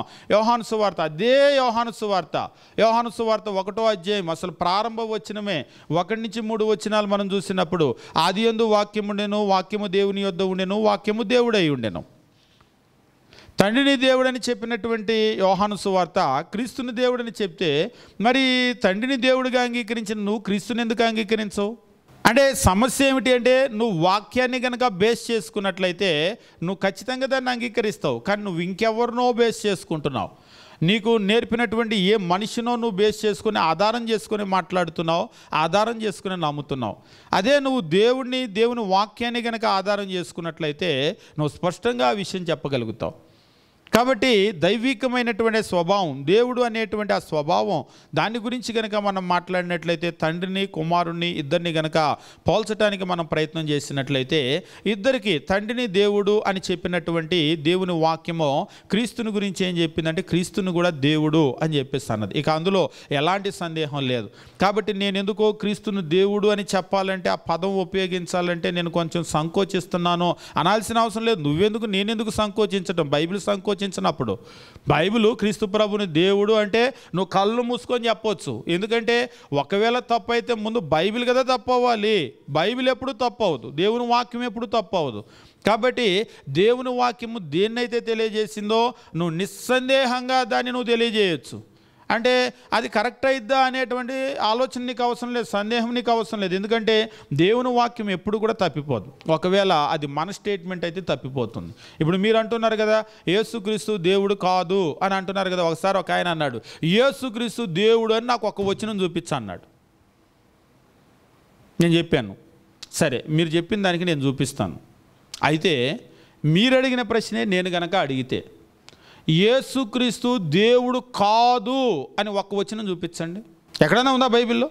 దేన్ని ఆధారం చేసుకొని కాదు కాదు కాదని మాట్లాడుతున్నారు? యేసు దేవుడు అని ఎన్నో వచనాలు ఉన్నాయి. ఒకసారి ఒక ఆయన అన్నాడు యేసు దేవుడు నాకు నేరుగా చూపించని. కాదు అని పోనీ నువ్వు నేరుగా చూపించు. అసలు యేసు దేవుడు కాదు అనేటువంటి పదమే బైబిల్ ఎక్కడ లేదు. పోనీ ఇండైరెక్ట్గా కూడా ఆలోచన వచ్చేటువంటి అర్థం ఎక్కడ కూడా లేదు. కానీ యేసు దేవుడు అని నేరుగా చెప్పినటువంటి వచనము, ఆది యందు వాక్యమును, వాక్యము దేవుని యొద్దను, వాక్యము దేవుడై ఉండెనో. ఇంతకంటే నేరుగా కావాలా? అక్కడ యేసు అని లేదు, వాక్యం ఉంది అంటాడు. మరి వాక్యం ఎవరు? రోమీయులకు రాసిన పత్రిక 9వ అధ్యాయము 5వ వచనం మనం గమనించేటప్పుడు అపోస్తలులైనటువంటి పౌలే, అది కూడా అపోస్తలులైనటువంటి పౌలు. కొందరు ఏం చేస్తూ ఉంటారంటే కొరింథీయులకు రాసినటువంటి పత్రిక మనకు ఒక్కడే దేవుడు ఉన్నాడు అని అంటూ ఉంటాడు కదా. కొరింథీయులకు నేను చెప్పాను, కొరింథీయులకు పత్రిక రాసింది పౌలు గారే, రోమీయులకు పత్రిక రాసింది పౌలు గారే. ఇప్పుడు మీరు కొరింథీయులకు రాసిన పత్రిక తీసుకుని అపోస్తలులైన పౌలు మనకు ఒక్కడే దేవుడు ఉన్నాడు ఆయన తండ్రి అంటే పౌలు గారేమి క్రీస్తు ప్రభువుని త్రోసివేయటం లేదు. అక్కడ ఉన్నటువంటి 8వ అధ్యాయం కాంటెక్స్ట్ వేరు. అక్కడ విగ్రహాలు వర్సెస్ నిజమైన దేవుడు, దాని గురించి మాట్లాడుతూ విగ్రహాలు దేవుడు కాదు అనేటువంటిది చెప్పాలి అనేది పౌలు గారి పాయింట్. కానీ తండ్రి దేవుడు క్రీస్తు ప్రభు కాదు చెప్పాలనేటువంటిది ఆయన పాయింట్ కాదు. ఒకవేళ అలా చెప్తే ఆయన ఫెయిల్ అయిపోతాడు. ఎందుకంటే క్రీస్తు దేవుడే, ఆయన కాదు అని పౌలు గారు చెప్పలేదు. ఎందుకంటే పౌలు గారు ఏం చెప్పాడో ఒకవేళ మీరు రోమీయులకు రాసినటువంటి పత్రిక 9వ అధ్యాయము 5వ వచనం కనుక గమనించినట్లయితే పౌలు గారు ఇక్కడ ఏం రాశారో గమనించండి. 9వ అధ్యాయము 5వ వచనం మనం గమనించినప్పుడు పితరులు వీరివారు, శరీరమును బట్టి క్రీస్తు వీరిలో పుట్టెనో, ఈయన సర్వాధికారి అయిన దేవుడై ఉండి. పితరులు వీరివారు శరీరమును బట్టి క్రీస్తు వీరిలో పుట్టెను. ఈయనంటే ఎవరు? పౌలు గారు. అంతేనా? ఒకసారి ఒక ఆయన అన్నాడు ఈయనంటే పౌలు గారు అంట. తెలుగులో మనకి నామవాచకము సర్వనామము అంటారు. అయ్యేంటి అన్నాడు ఒక ఆయన. అయ్యేంటో తెలియకుండా యేసుక్రీస్తు దేవుడా కాదా పెద్ద పెద్ద మాటలను మాట్లాడొద్దు అన్నాను. అంటే బైబిల్కి వాటికి ఏం సంబంధం అంటున్నారు? బైబిల్కి వాటికి ఏం భాష. ఇప్పుడు మనం మాట్లాడేటువంటిది ఎదుటి వాళ్ళకి అర్థం కావాలంటే భాష. ఇప్పుడు ఉదాహరణకు ఒక 60 ఆయన వచ్చి మాట్లాడితే అర్థమవుతుందా మనకి? ఏంటి సమస్య? నాకు ఆ భాష రాదండి అంటాం, అంతే కదా. అంటే నీకు అర్థం కావాలంటే ముందు భాష రావాలి, అంతే కదా. ఇప్పుడు వాస్తవంగా చదువుకునేటువంటి వాళ్ళు ఒకవేళ గ్రామర్ని స్టడీ చేసినట్లుగా past tense, present tense, future tense అంటే భూత వర్తమాన భవిష్య కాలాన్ని నువ్వు ఒకవేళ పుస్తకం మీద స్టడీ చేయకపోయినా చదువుకొని మోటి వాళ్ళు కూడా మాట్లాడేటప్పుడు నిన్నేం జరిగిందంటే అంటాడు. నిన్నటికి రేపటికి తేడా లేకుండా మాట్లాడతాడా? నువ్వెంత మోటోడు అయితే మాత్రం మాట్లాడం కదా. కాబట్టి నిన్నటిని గురించి మాట్లాడేటప్పుడు మనం ఏమంటామో జరిగిపోయినట్టుగా మాట్లాడతాం. రేపుని గురించి మాట్లాడేటప్పుడు నేను రేపు వచ్చి నీకు 100 రూపాయలు ఇచ్చాను అన్నాడు అనుకోండి, ఎట్లా ఉంటుంది అది? నేను రేపు వచ్చి 100 రూపాయలు ఇచ్చాను అనాలా, ఇస్తాను అనాలా? ఏదైనా ఒకటే కానీ అంటారా? అనరు. ఇచ్చాను అంటే అయిపోయింది. రేపటికి ఎలాగ అయిపోయింది? రేపు ఇంకా అవ్వలేదు కదా. అంటే మనం మాట్లాడేటప్పుడు దాన్ని ఏమి పుస్తకాల మీద చదవకపోయినా కానీ మోటు వాళ్ళు మాట్లాడేటప్పుడు కూడా వాళ్ళు గ్రామటికల్గానే మాట్లాడతారు. అంటే గ్రామర్ అనేది పుస్తకాల మీదే నేర్చుకోవాల్సిన అవసరం లేదు, చదువుల్లోనే నేర్చుకోవాల్సిన అవసరం లేదు. అది పుస్తకాలు లేకపోయినా చదువు లేకపోయినా నేర్చుకుంటే సరిపోతుంది. అలాగనే ఇప్పుడు దేవుని వాక్యాన్ని అర్థం చేసుకోవాలంటే కూడా దాని యొక్క పాత్ర అనేటువంటిది చాలా ప్రధానమైనటువంటిది. ఇక్కడ చెప్తూ ఉన్నాడు, పితరులు వీరివారు శరీరాన్ని బట్టి క్రీస్తు వీరిలో పుట్టెను. ఈయన సర్వనామం అంటే పైన ఏ నామవాచకం అయితే ఉపయోగించాడో, ఏ క్రీస్తుని గురించి అయితే మాట్లాడాడో ఆయన గురించే మాట్లాడుతున్నాడు. ఈయన సర్వాధికారి అయిన దేవుడయ్యుండి. ఎవరు? క్రీస్తు ప్రభు సర్వాధికారి అయిన దేవుడు. ఎంత స్పష్టంగా చెప్తూ ఉంటే అపోస్తులైనటువంటి పౌలు, నేను ఒకసారి అన్నాను, ఆయన నెత్తి మీద వేస్తారు ఏంటంటే నింద పట్టుకొని వెళ్ళి మీకు కొరింథీ పత్రిక అర్థం కాలేదు. కొరింథీలకు రాసిన మొదటి పత్రిక 8వ అధ్యాయంలో మనకు ఒక్కడే దేవుడు ఉన్నాడు, ఆయన తండ్రి అని పౌలు గారు రాసిన దాన్ని బట్టి అపోస్తులైన పౌలు ఏం చెప్పాడండి? తండ్రి మనకు దేవుడు, ఆయన ఒక్కడే దేవుడు అని. అంటే పౌలు గారు అలా చెప్పలేదు. పౌలు గారు 8వ అధ్యాయంలో చెప్పింది ఏమిటంటే విగ్రహాలు అవి దేవుడు కాదు, నిజమైన దేవుడు ఒక్కడే ఉన్నాడు అనే పాయింట్ చెప్తున్నాడు 8వ అధ్యాయంలో. ఎందుకంటే పౌలు గారే గనక మనకు ఒక్కడే దేవుడు ఉన్నాడు, తండ్రి కుమారుడు దేవుడు కాదు అంటే మరి రోమా పత్రికలో ఆయన రాసింది ఏంటి? ఈయన సర్వాధికారి అయిన దేవుడు, క్రీస్తు సర్వాధికారి అయిన దేవుడు అని రాశాడు. అంతేకాదు తీతు పత్రిక కూడా మనం చదివేటప్పుడు తీతు పత్రికను రాసింది ఎవరు? తీతు పత్రిక 1-2 తిమోతి పత్రికలు అయితేనేమి, తీతు పత్రిక అయితేనేమి అపోస్తులైనటువంటి పౌలు రాసినటువంటి పత్రికలే కదా. తీతు పత్రికలో కూడా అపోస్తులైనటువంటి పౌలు క్రీస్తుని గురించి ఏమని తెలియజేస్తూ ఉన్నాడు? 2వ అధ్యాయం మనం గమనించేటప్పుడు అపోస్తులైనటువంటి పౌలు తీతుకు పత్రికను రాస్తూ క్రీస్తు ప్రభువుని గురించి ఒక విషయాన్ని ఇక్కడ తెలియజేస్తూ ఉంటాడు. 2వ అధ్యాయము మనం గమనించేటప్పుడు తీతుకు రాసినటువంటి పత్రిక 2వ అధ్యాయము 13వ వచనమో, అనగా మహాదేవుడునో. ఒకసారి ఒక ఆయన అంటున్నాడు, ఏమండి ఎక్కడైనా సరే మహాదేవుడు అని వస్తే గుర్తుపెట్టుకోండి అది తండ్రిని గురించి అని. మనకి మొరటుగా బండ గుర్తులు కొన్ని ఉంటాయి, చెప్తూ ఉంటారు కదా బండ గుర్తులని. బైబిల్ చదివేటప్పుడు ఎక్కడైనా సరే ప్రభు అని బోల్డ్ అక్షరాలతో వస్తే అది ఎవరని కొంతమంది చెప్తూ ఉంటారు. ఎప్పుడైనా సరే బోల్డ్ అక్షరాలతో కనుక వచ్చిందంటే అది దేవుని గురించి అని చెప్పేసి అంటూ ఉంటారు, బోల్డ్గా వస్తే. కొన్ని సందర్భాల్లో అది కరెక్ట్ అవ్వచ్చు, కొన్ని సందర్భాల్లో కరెక్ట్ కాకపోవచ్చు. కాబట్టి అది కాంటెక్స్ట్ నిర్ధారించాలి. అంతేగాని బోల్డ్ అక్షరాలతో అనేటువంటిది పౌలు గారు రాసినప్పుడు బోల్డ్ అక్షరాలతో రాయలేదు తెలుసా అని చెప్పేసి చెప్పారు ఒకళ్ళు.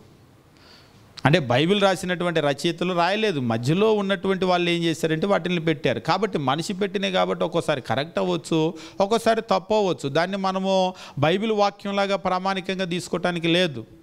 ఇక్కడ కూడా మనం గమనించేటప్పుడు 13వ వచనమో ఇది కాంటెక్స్ట్ నిర్ధారించాలి. అనగా మహాదేవుడునో మన రక్షకుడైన యేసుక్రీస్తుని గురించి ఏమంటున్నాడు? యేసుక్రీస్తు మహాదేవుడు, యేసుక్రీస్తు మన రక్షకుడు. ఇక్కడ మహాదేవుడు అనేటువంటి తండ్రి కాదు. కొందరు అంటారు మహాదేవుడు అంటేనేమో తండ్రి అండి, రక్షకుడు అంటేనేమో క్రీస్తు అండి అని. లేదు, మహాదేవుడును ఇక్కడ మీరు బాగా గమనించినట్లయితే పదము విడగొట్టలేదు. మహాదేవుడును మన రక్షకుడును అయిన యేసుక్రీస్తు అంటే ఈ రెండు కూడా ప్రభు అయిన యేసుని గురించే మాట్లాడుతున్నాడు. కాబట్టి పౌలు గారి నెత్తి మీద మనం నిందేయటానికి లేదు. ఆయన క్రీస్తు దైవత్వం విషయంలో చాలా క్లియర్గా ఉన్నాడు. ఆయన దేవుడు అనేటువంటి విషయం పౌలు గారు అర్థం చేసుకున్నాడు. అర్థం చేసుకోవటం మాత్రమే కాదు, వాటిని రాశాడు. మనమే అర్థం చేసుకోక ఒక కొరింథీ పత్రికను పట్టుకొని 8వ అధ్యాయం మనకు ఒక్కడే దేవుడు ఉన్నాడు ఆయన తండ్రిని విగ్రహాలకు వ్యతిరేకంగా మాట్లాడిన దాన్ని తీసుకొని వచ్చి క్రీస్తుకు వ్యతిరేకంగా పెట్టడానికి మనం ప్రయత్నం చేస్తున్నాం. అట్లా ఎప్పుడైతే ప్రయత్నం చేస్తామో మనం తప్పిపోతామో. మనము చెప్పేటువంటి మన బోధ తప్పు అవుతుంది, కానీ దేవుని వాక్యం ఎప్పుడు కూడా తప్పిపోదు. కాబట్టి తండ్రిని గురించి కుమారుని గురించి మనం గమనించేటప్పుడు తండ్రిని దేవుడు అని చెప్పినటువంటి బైబిల్లో క్రీస్తు ప్రభువును కూడా దేవుడు అని చెప్పడం జరిగింది.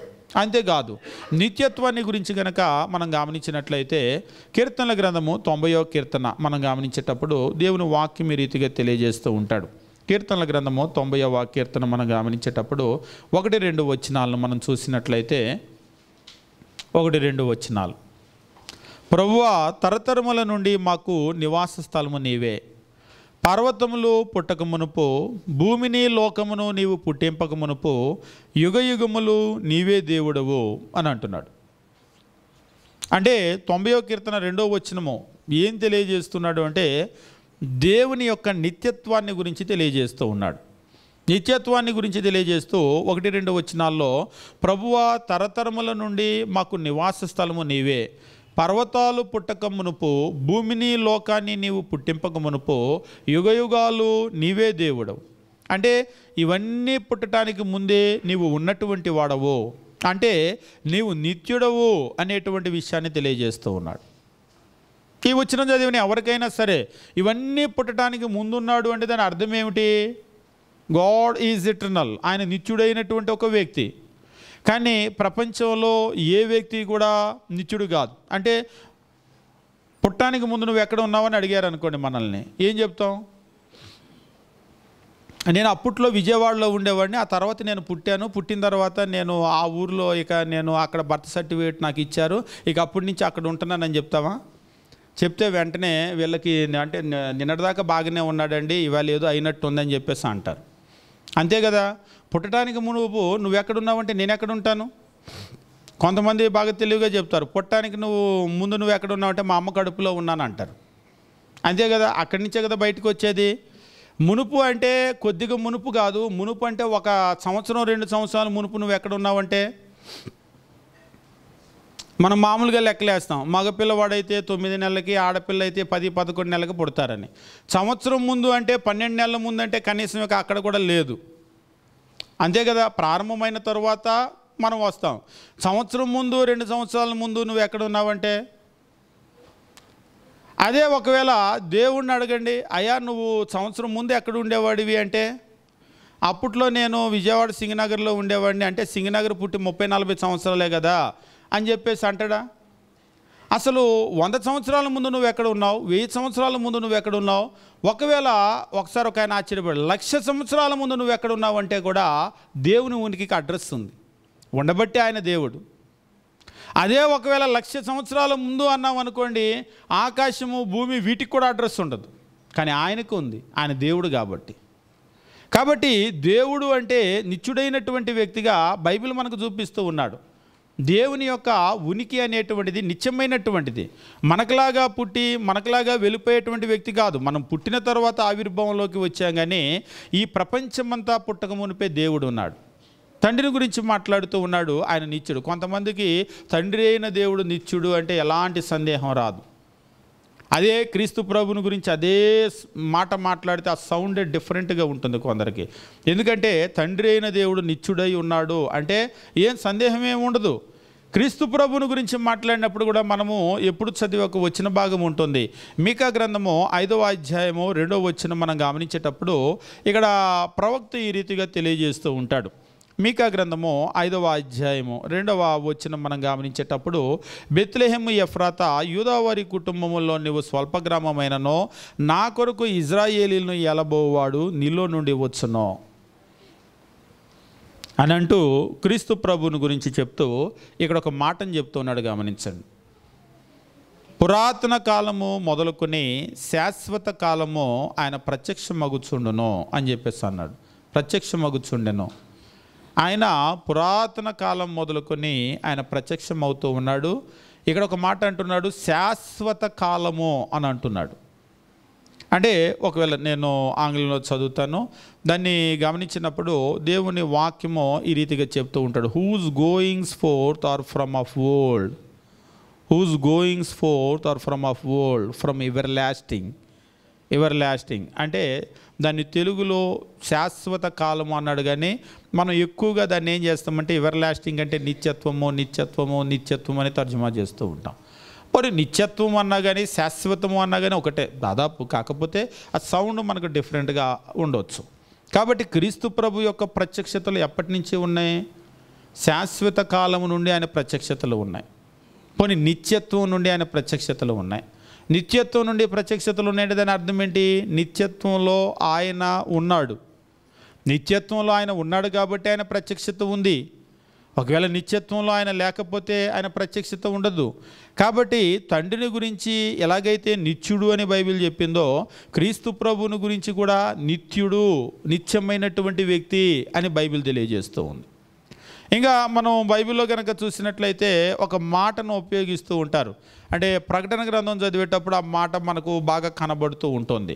తండ్రి అంటే నిత్యుడు అనేదానికి బైబిల్ ఉపయోగించేటువంటి ఒక పదం ఏమిటి అంటే, పాత నిబంధనలో మీరు గమనించినప్పుడు ఆది అంతము అని అంటూ ఉంటాడు. ఆది అంతము అంటే మొదలు ముగింపు. ముగింపు అంటే మళ్ళీ దేవునికి ముగింపు ఉందని కాదు. ఈవేళ మనకు లోకంలో కనుక చూసామనుకోండి, ఏ టు జెడ్ నేనే పో అంటాం. అంటే దీని అర్థం ఏంటి అంటే నేనే ఏనని నేనే జడ్ననా అని కాదు. ఇంగ్లీషు వచ్చిన వాళ్ళకైతే అది అర్థమవుతుంది. మళ్ళీ తెలుగులో ఒకసారి ఒక ఆయన ఆ నుంచి బండిరా వరకా అని అట్లా చెప్పొద్దు, అట్లా చెప్తే అర్థం కాదు. ఆ నుంచి ఆ బండిరా నేనే పో అన్నారనుకోండి, ఆ ఏంటి బండిరా ఏంటి అని అంటారు. ఎందుకంటే మనకు తెలుగు అక్షరాల మీద పట్టు కంటే కూడా ఇంగ్లీష్ అక్షరాల మీద పట్టు ఎక్కువ. ఏ అంటే మొదటి అక్షరం, జెడ్ అంటే చివరి అక్షరం, అంతే కదా. ఏ టు జెడ్ నేనే అంటే అంతా నేనే అని, మొదల నుంచి చివరి వరకు అంతా నేనే అని. మనకు బైబిల్లో గమనించేటప్పుడు దేవుడు ఆదియు అంతము నేనే అంటాడు. దాన్ని ప్రకటన గ్రంథం దగ్గరకు వచ్చేసరికి ఆల్ఫాయు ఒమేగయు నేనే అని అంటాడు. ఆల్ఫా అనేటువంటిది అంటే క్రొత్త నిబంధన గ్రీకులో రాశారు కదా, ఆల్ఫా అనేటువంటిది గ్రీకులో మొదటి అక్షరం, ఒమేగా అనేటువంటిది చివరి అక్షరం జెడ్ లాగా. ఆల్ఫా అనేటువంటిది ఏ లాగా మొదటి అక్షరమో, ఒమేగా అనేటువంటిది జెడ్ లాగా చివరి అక్షరము. ఆల్ఫా ఒమేగా నేనే అంటే ఏ టు జెడ్ నేనే అని. కొన్ని తెలుగులో చెప్పండి అంటే ఆ నుంచి బండిరా వరకు నేనే అని. అంటే అట్లంటే పెద్ద అర్థవంతంగా ఉండదు, కానీ ఏ టు జెడ్ నేనే అని. కాబట్టి మనకు క్రీస్తు ప్రభు అంటే దేవునికి ఆది అంతము నేనే అనేటువంటి విషయం చాలా చోట్ల ఉపయోగిస్తాడు. ప్రకటన గ్రంథం మనం గమనించేటప్పుడు దేవుని వాక్యం ఈ రీతిగా చెప్తూ ఉంటాడు. 1వ అధ్యాయం మనం గమనించేటప్పుడు, ప్రకటన గ్రంథము 1వ అధ్యాయము మనం గమనించేటప్పుడు 8వ వచనం చూసినట్లయితే, 1వ అధ్యాయం 8వ వచనంలో ఆల్ఫయు ఒమేగయు నేనే, వర్తమాన భూత భవిష్యత్ కాలములో ఉండువాడను నేనే అని సర్వాధికారియు దేవుడునో అగు ప్రభు సెలవిచ్చుచున్నాడు. చాలా క్లియర్గా ఉంటుంది, కానీ చాలామందికి అర్థం కాదు, ఎందుకో మరి తెలియదు. థియాలజీ మరి అది కాంప్లికేటెడ్గా ఉంటుందా, వాళ్ళు కాంప్లికేటెడ్ చేస్తారా అర్థం కాదు. ఒక్కసారి దీన్ని చదివిన తర్వాత ప్రశాంతంగా ఇంటికి వెళ్ళిన తర్వాత ఈ మాట తండ్రిని గురించి మాట్లాడుతున్నారా, కుమారుడిని క్రీస్తుని గురించి మాట్లాడుతున్నారా మీరు చూడండి. వాస్తవంగా దీన్ని చదవగానే కాంటెక్స్ట్ని బట్టి అయితే కొంతమందికి అర్థమైపోయి ఉంటుంది. పైనుంచి కనుక కాంటెక్స్ట్ చూసినట్లయితే ఇది ఎవరిని గురించి మాట్లాడుతున్నాడు, పైనుంచి వచ్చిన భాగాలు కనుక గమనించినట్లయితే 6వ వచనం నేను చదువుతున్నాను, గమనించండి. మనలను ప్రేమించుచు తన రక్తం వలన మన పాపముల నుండి మనను విడిపించిన వానికి మహిమయు ప్రభావము యుగయుగములు కలుగునుగాక, ఆమెన్. ఆయన అంటే క్రీస్తు మనలను తన తండ్రియగు దేవునికి ఒక రాజ్యముగా యాజకులుగా చేసెను. ఇదిగో ఆయన అంటే మళ్ళీ క్రీస్తు మేఘారుడై వచ్చుచున్నాడు, ప్రతి నేత్రము ఆయన్ని చూచును అంటే క్రీస్తును చూచును. ఆయన్ని పొడిచిన వారును చూచెదరు, భూజనులందరూ ఆయన్ని చూచి రొమ్ము కొట్టుకొందరు, అవురు ఆమెన్. ఆల్ఫయు ఒమేగయు నేనే అని వర్తమాన భూత భవిష్యత్తు కాలముల్లో ఉండువాడను నేనే అని సర్వాధికారి దేవుడునగు ప్రభువు సెలవిచ్చుచున్నాడు. ఇదంతా కూడా క్రీస్తుని గురించి చెప్తున్నటువంటి వచ్చిన భాగం. ఇందులో ఎలాంటి సందేహము లేదు.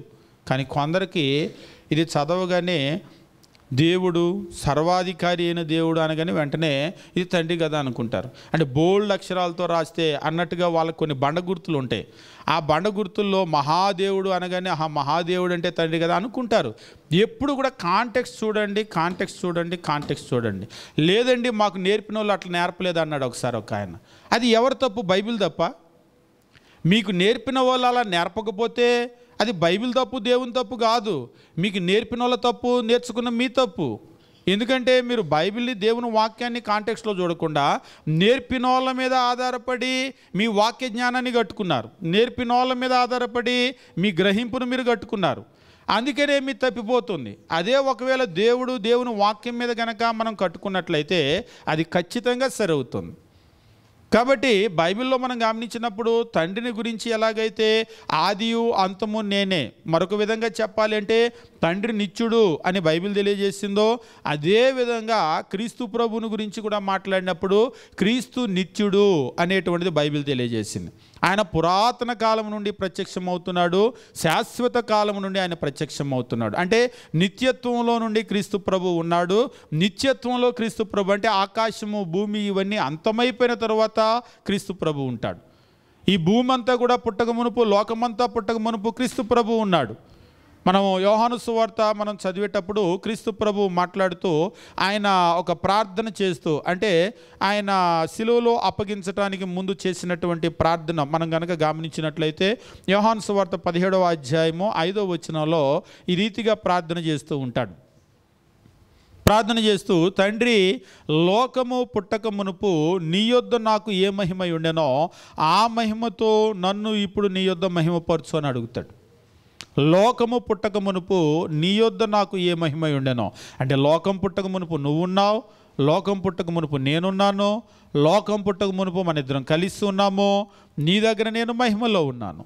కాబట్టి క్రీస్తు ప్రభు లోకం పుట్టడానికి ముందే ఉన్నాడు అంటే అవును ఉన్నాడు, అవును మహిమపరచు అంటున్నాడంటే ఆయన ఈయనకంటే గొప్పవాడు అంటాడు. మరలా ఇది శరీరధారిగా ఉన్నటువంటి క్రీస్తుని గురించి మనం చూస్తూ ఉన్నాం. కాబట్టి శరీరానికి ముందు ఆయన ఎట్లా ఉన్నాడంటే ముందు విషయాలు పరిశీలన చేయాలి. తర్వాత ఎట్లా ఉన్నాడంటే ఇందాక చదివిన ప్రకటన గ్రంథం 5వ అధ్యాయం 12, 13 చాలా క్లియర్గా స్పష్టంగా మనకు తెలియజేస్తూ ఉంటుంది. కాబట్టి ఇదంతా ఏమిటి అంటే చాలామంది పొరపాటు పడటానికి కలిగిన ప్రధానమైనటువంటి కారణము వాళ్ళు లేఖనాలను క్షుణ్ణంగా అధ్యయనం చేయకపోవటం. మరో ముఖ్యమైన కారణం ఏమిటి అంటే లేఖనాలను వాళ్ళు ఆధారం చేసుకోకుండా వాళ్ళకు నేర్పే ఏ వ్యక్తులను ఆధారం చేసుకుంటారు. అంటే ఏ వ్యక్తి దగ్గరైనా నేర్చుకోవటం తప్పు కాదు, కానీ వాళ్ళని ఆధారం చేసుకొని మనము వాళ్ళ మీద కట్టుకోవటం తప్పు. ఎందుకంటే ఉదాహరణకు వాళ్ళు తప్పిపోయారనుకోండి, మన నమ్మకం అంతా కూడా తప్పిపోతుంది. కాబట్టి మనం ఎప్పుడూ కూడా ఎవరు వాక్యం చెప్పినా బైబిల్లో అలా ఉందా లేదా అని మనము బెరయ సంఘస్థుల్లాగా చూడవలసినటువంటి బాధ్యత మన మీద ఉంది. అంతేగాని ఎవరో మాకు చెప్పారండి నేర్పేశామో మరి తప్పు అయింది అని అంటే రేపు పరలోకానికి వెళ్ళిన తర్వాత ప్రభువా తప్పు అయింది, ఎవరో నాకు నేర్పేశాడు, దాన్ని బట్టి క్రీస్తు ప్రభు దేవుడు కాదనుకున్నాను, దాన్ని బట్టి ఆయన ఆరాధనకు పాత్రుడు కాదనుకున్నాను, అందుకే ఆయన తోసేశాను, కాబట్టి నాకు నేర్పిన ఆయన అడుగు అంటే కుదురుతుంది? అక్కడికి వెళ్ళాక కుదరదు. దానికి బాధ్యుడు నువ్వు. ప్రతి ఆత్మ కూడా ఎవరి బాధ్యత వాళ్ళదే. నా లెక్క నేనే అప్పచెప్పుకోవాలి. నాకు పలానా ఆయన బాగా నేర్పలేదు కాబట్టి ఒకసారి ఒకళ్ళు పిల్లలు అంటున్నారు, నాకు మార్కులు తక్కువ వస్తే మా టీచర్ని తుక్కు కొట్టండి అంటున్నారంట. టీచర్ని ఎందుకు కొట్టాలంటే మరి వాళ్ళేగా నేర్పాలంటున్నారంట. ఆ తల్లి చెబుతుంది, నాకు మార్కులు తక్కువ వస్తే మా టీచర్ని తుక్కు కొట్టాలని. అట్లా కొట్టరు. వాళ్ళు నేర్పినప్పుడు నువ్వు నేర్చుకోవాలి అని అంటే మరి వాళ్ళు నేర్పకపోతే అంటున్నారంట. అప్పుడైనా వాళ్ళని కొడతారంటే అప్పుడు కూడా కొట్టరు. ఇవేళ కూడా మనకు నేర్పిన వాళ్ళని ఏమనరు, మనల్ని అంటారు. కాబట్టి బాధ్యత అనేటువంటిది మన మీద ఉంటుంది. ఈరోజు కొందరు చాలా సులభంగా ఏం చెప్పేస్తూ ఉన్నారంటే నాకు నేర్పిన వాళ్ళు అట్లా నేర్పలేదండి అంటున్నారు. నీకు నేర్పిన వాళ్ళు ఎవ్వరు అనేటువంటిది ఎవరు అడగరు, దేవుడు అంతకంటే అడగడు. అది దేవుని వాక్యం అనేటువంటిది మన చేతుల్లో ఉంది. సంగతులు అలాగ ఉన్నవా లేవా అనేటువంటిది దీన్ని చూసి మనం పరిశీలన చేసుకోవాల్సినటువంటి బాధ్యత మన మీద ఉంది. కాబట్టి క్రీస్తు ప్రభుని గురించి చాలా స్పష్టంగా తెలియజేస్తూ ఉన్నాడు. ఆయన దేవుడు, ఆయన నిత్యుడు, ఆల్ఫయు ఒమేగయు నేనే అని చెప్పేసి అంటూ ఉన్నాడు. అంటే ఆది అంతము కూడా నేనే అని చెప్పేసి తండ్రికి ఏ పదమైతే ఉపయోగించాడో, ఇంకా తండ్రిలో ఏ స్వభావం అయితే ఉందో నిత్యమైనటువంటి స్వభావమో అదే నిత్యమైనటువంటి స్వభావము క్రీస్తు ప్రభువులోనే కూడా ఉంది. అంతేకాదు తండ్రి ఎలాగైతే ఆయన స్వయంభవుడో, అంటే ఎవరు కూడా తండ్రిని క్రియేట్ చేయలేదు. ఒకసారి కొందరు అడుగుతారు, మనల్ని ఎవరు చేశారంటే దేవుడు చేశాడు, లోకం ఎవరు చేశారంటే దేవుడు చేశాడు, మరి దేవుడిని ఎవరు చేశారంటారు. అంటే ప్రశ్న వాస్తవంగా అక్కడ దాకా వెళ్ళి ఆగుతుంది. మరి దేవుడిని ఎవరు చేశారు అంటే దేవుణ్ణి ఎవరు చేయలేదు. ఎవరో చేస్తే ఆయన గనక చేయబడితే అప్పుడు ఆయన కూడా సృష్టిలో ఒక భాగం అవుతాడు. కానీ బైబిల్లో మనకు నేర్పేది ఏమిటి అంటే కొందరు అడుగుతూ ఉంటారు, బైబిల్లో దేవుని ఆవిర్భావం ఉందా అని. ఆవిర్భావం ఉండటానికి అసలు ఆయనకి ఆవిర్భావమే లేదు, ఉంటే కదా ఉండాలి. బైబిల్ మనకు నేర్పించేటువంటి విషయం ఏమిటంటే యెషయా గ్రంథం మనం గమనించేటప్పుడు 44వ అధ్యాయము దేవుడు తానే స్వయంగా తెలియజేస్తూ ఉంటాడు. యెషయా గ్రంథము 44వ అధ్యాయము మనం గమనించినప్పుడు దేవుని వాక్యము ఈ రీతిగా తెలియజేస్తూ ఉంటాడు. 1వ వచనం నుంచి మనం గమనించినట్లయితే, ఆయనను నా సేవకుడు వగు యాకోబు, నేను ఏర్పరచుకున్న ఇజ్రాయేలు వినో, నిన్ను సృష్టించి గర్భములో నిన్ను నిర్మించి నీకు సహాయము చేయవాడైన యెహోవా ఇలాగు సెలవిచ్చుచున్నాడు. నా సేవకుడవగు యాకోబు, నేను ఏర్పరచుకున్న యెషూరును భయపడకము. నేను దప్పిగల వాని మీద నీళ్లను, ఈనిన భూమి మీద ప్రవాహ జలమును కుమ్మరించెదను. నీ సంతతి మీద నా ఆత్మను కుమ్మరించెదను. నీకు పుట్టిన వారిని నేను ఆశీర్వదించెదను. నీటి కాలువల యొద్ద నాటబడిన నిరవంజి చెట్లు గడ్డిలో ఎదుగునట్లు వారు ఎదుగుదురు. 5వ వచనము, ఒకడు నేను యెహోవా వాడనను, మరి ఒకడు యాకోబు పేరు చెప్పుకొనను. మరి ఒకడు యెహోవా వాడనని తన చేతిలో వ్రాసి ఇజ్రాయేలును మారు పేరు పెట్టుకొనను. 6వ వచనంలో అంటున్నాడు, ఇజ్రాయేళ్ల రాజైన యెహోవా వారి విమోచకుడైన సైన్యములకు అధిపతియగు యెహోవా ఇలాగు సెలవిచ్చుచున్నాడు. నేను మొదటివాడను, కడపటివాడను, నేను తప్ప ఏ దేవుడు లేడు. ఇక్కడ ఇజ్రాయేలీలకు 1వ వచనం నుంచి మనం చూసినప్పుడు తన ఉనికిని గురించి దేవుడు వాళ్ళకి నేర్పాడు. కొన్ని వేల సంవత్సరాల క్రితమే మీరందరూ పుట్టారు, మీ అందరూ బాగు నేను చూసుకుంటున్నాను, మరి నీ బాగు ఎవరయ్యా చూస్తారు, నువ్వెప్పుడయ్యా పుట్టావు, వస్తుంది మనుషులకి ఇలాంటి ఆలోచన. 6వ వచనంలో అంటున్నాడు, ఇజ్రాయేళ్ల రాజైన యెహోవా వారి విమోచకుడైన సైన్యములకు అధిపతియగు యెహోవా ఇలాగు సెలవిచ్చుచున్నాడు. నేను మొదటివాడను, కడపటివాడను, నేను తప్ప ఏ దేవుడు లేడు. మొట్టమొదటి వాడను, కడపటి వాడను, చివరి వాడను. అంటే నాకు ముందు ఇంకెవరూ ఉండరు, నా తర్వాత ఇంకెవరూ ఉండరు అని దేవుడు అంటున్నాడు. అంటే దేవుడు తన యొక్క స్వభావాన్ని గురించి తెలియజేస్తూ, దేవునికి ముందెవరూ లేరంటే ఇంక దేవుడిని ఎవరు చేస్తారు?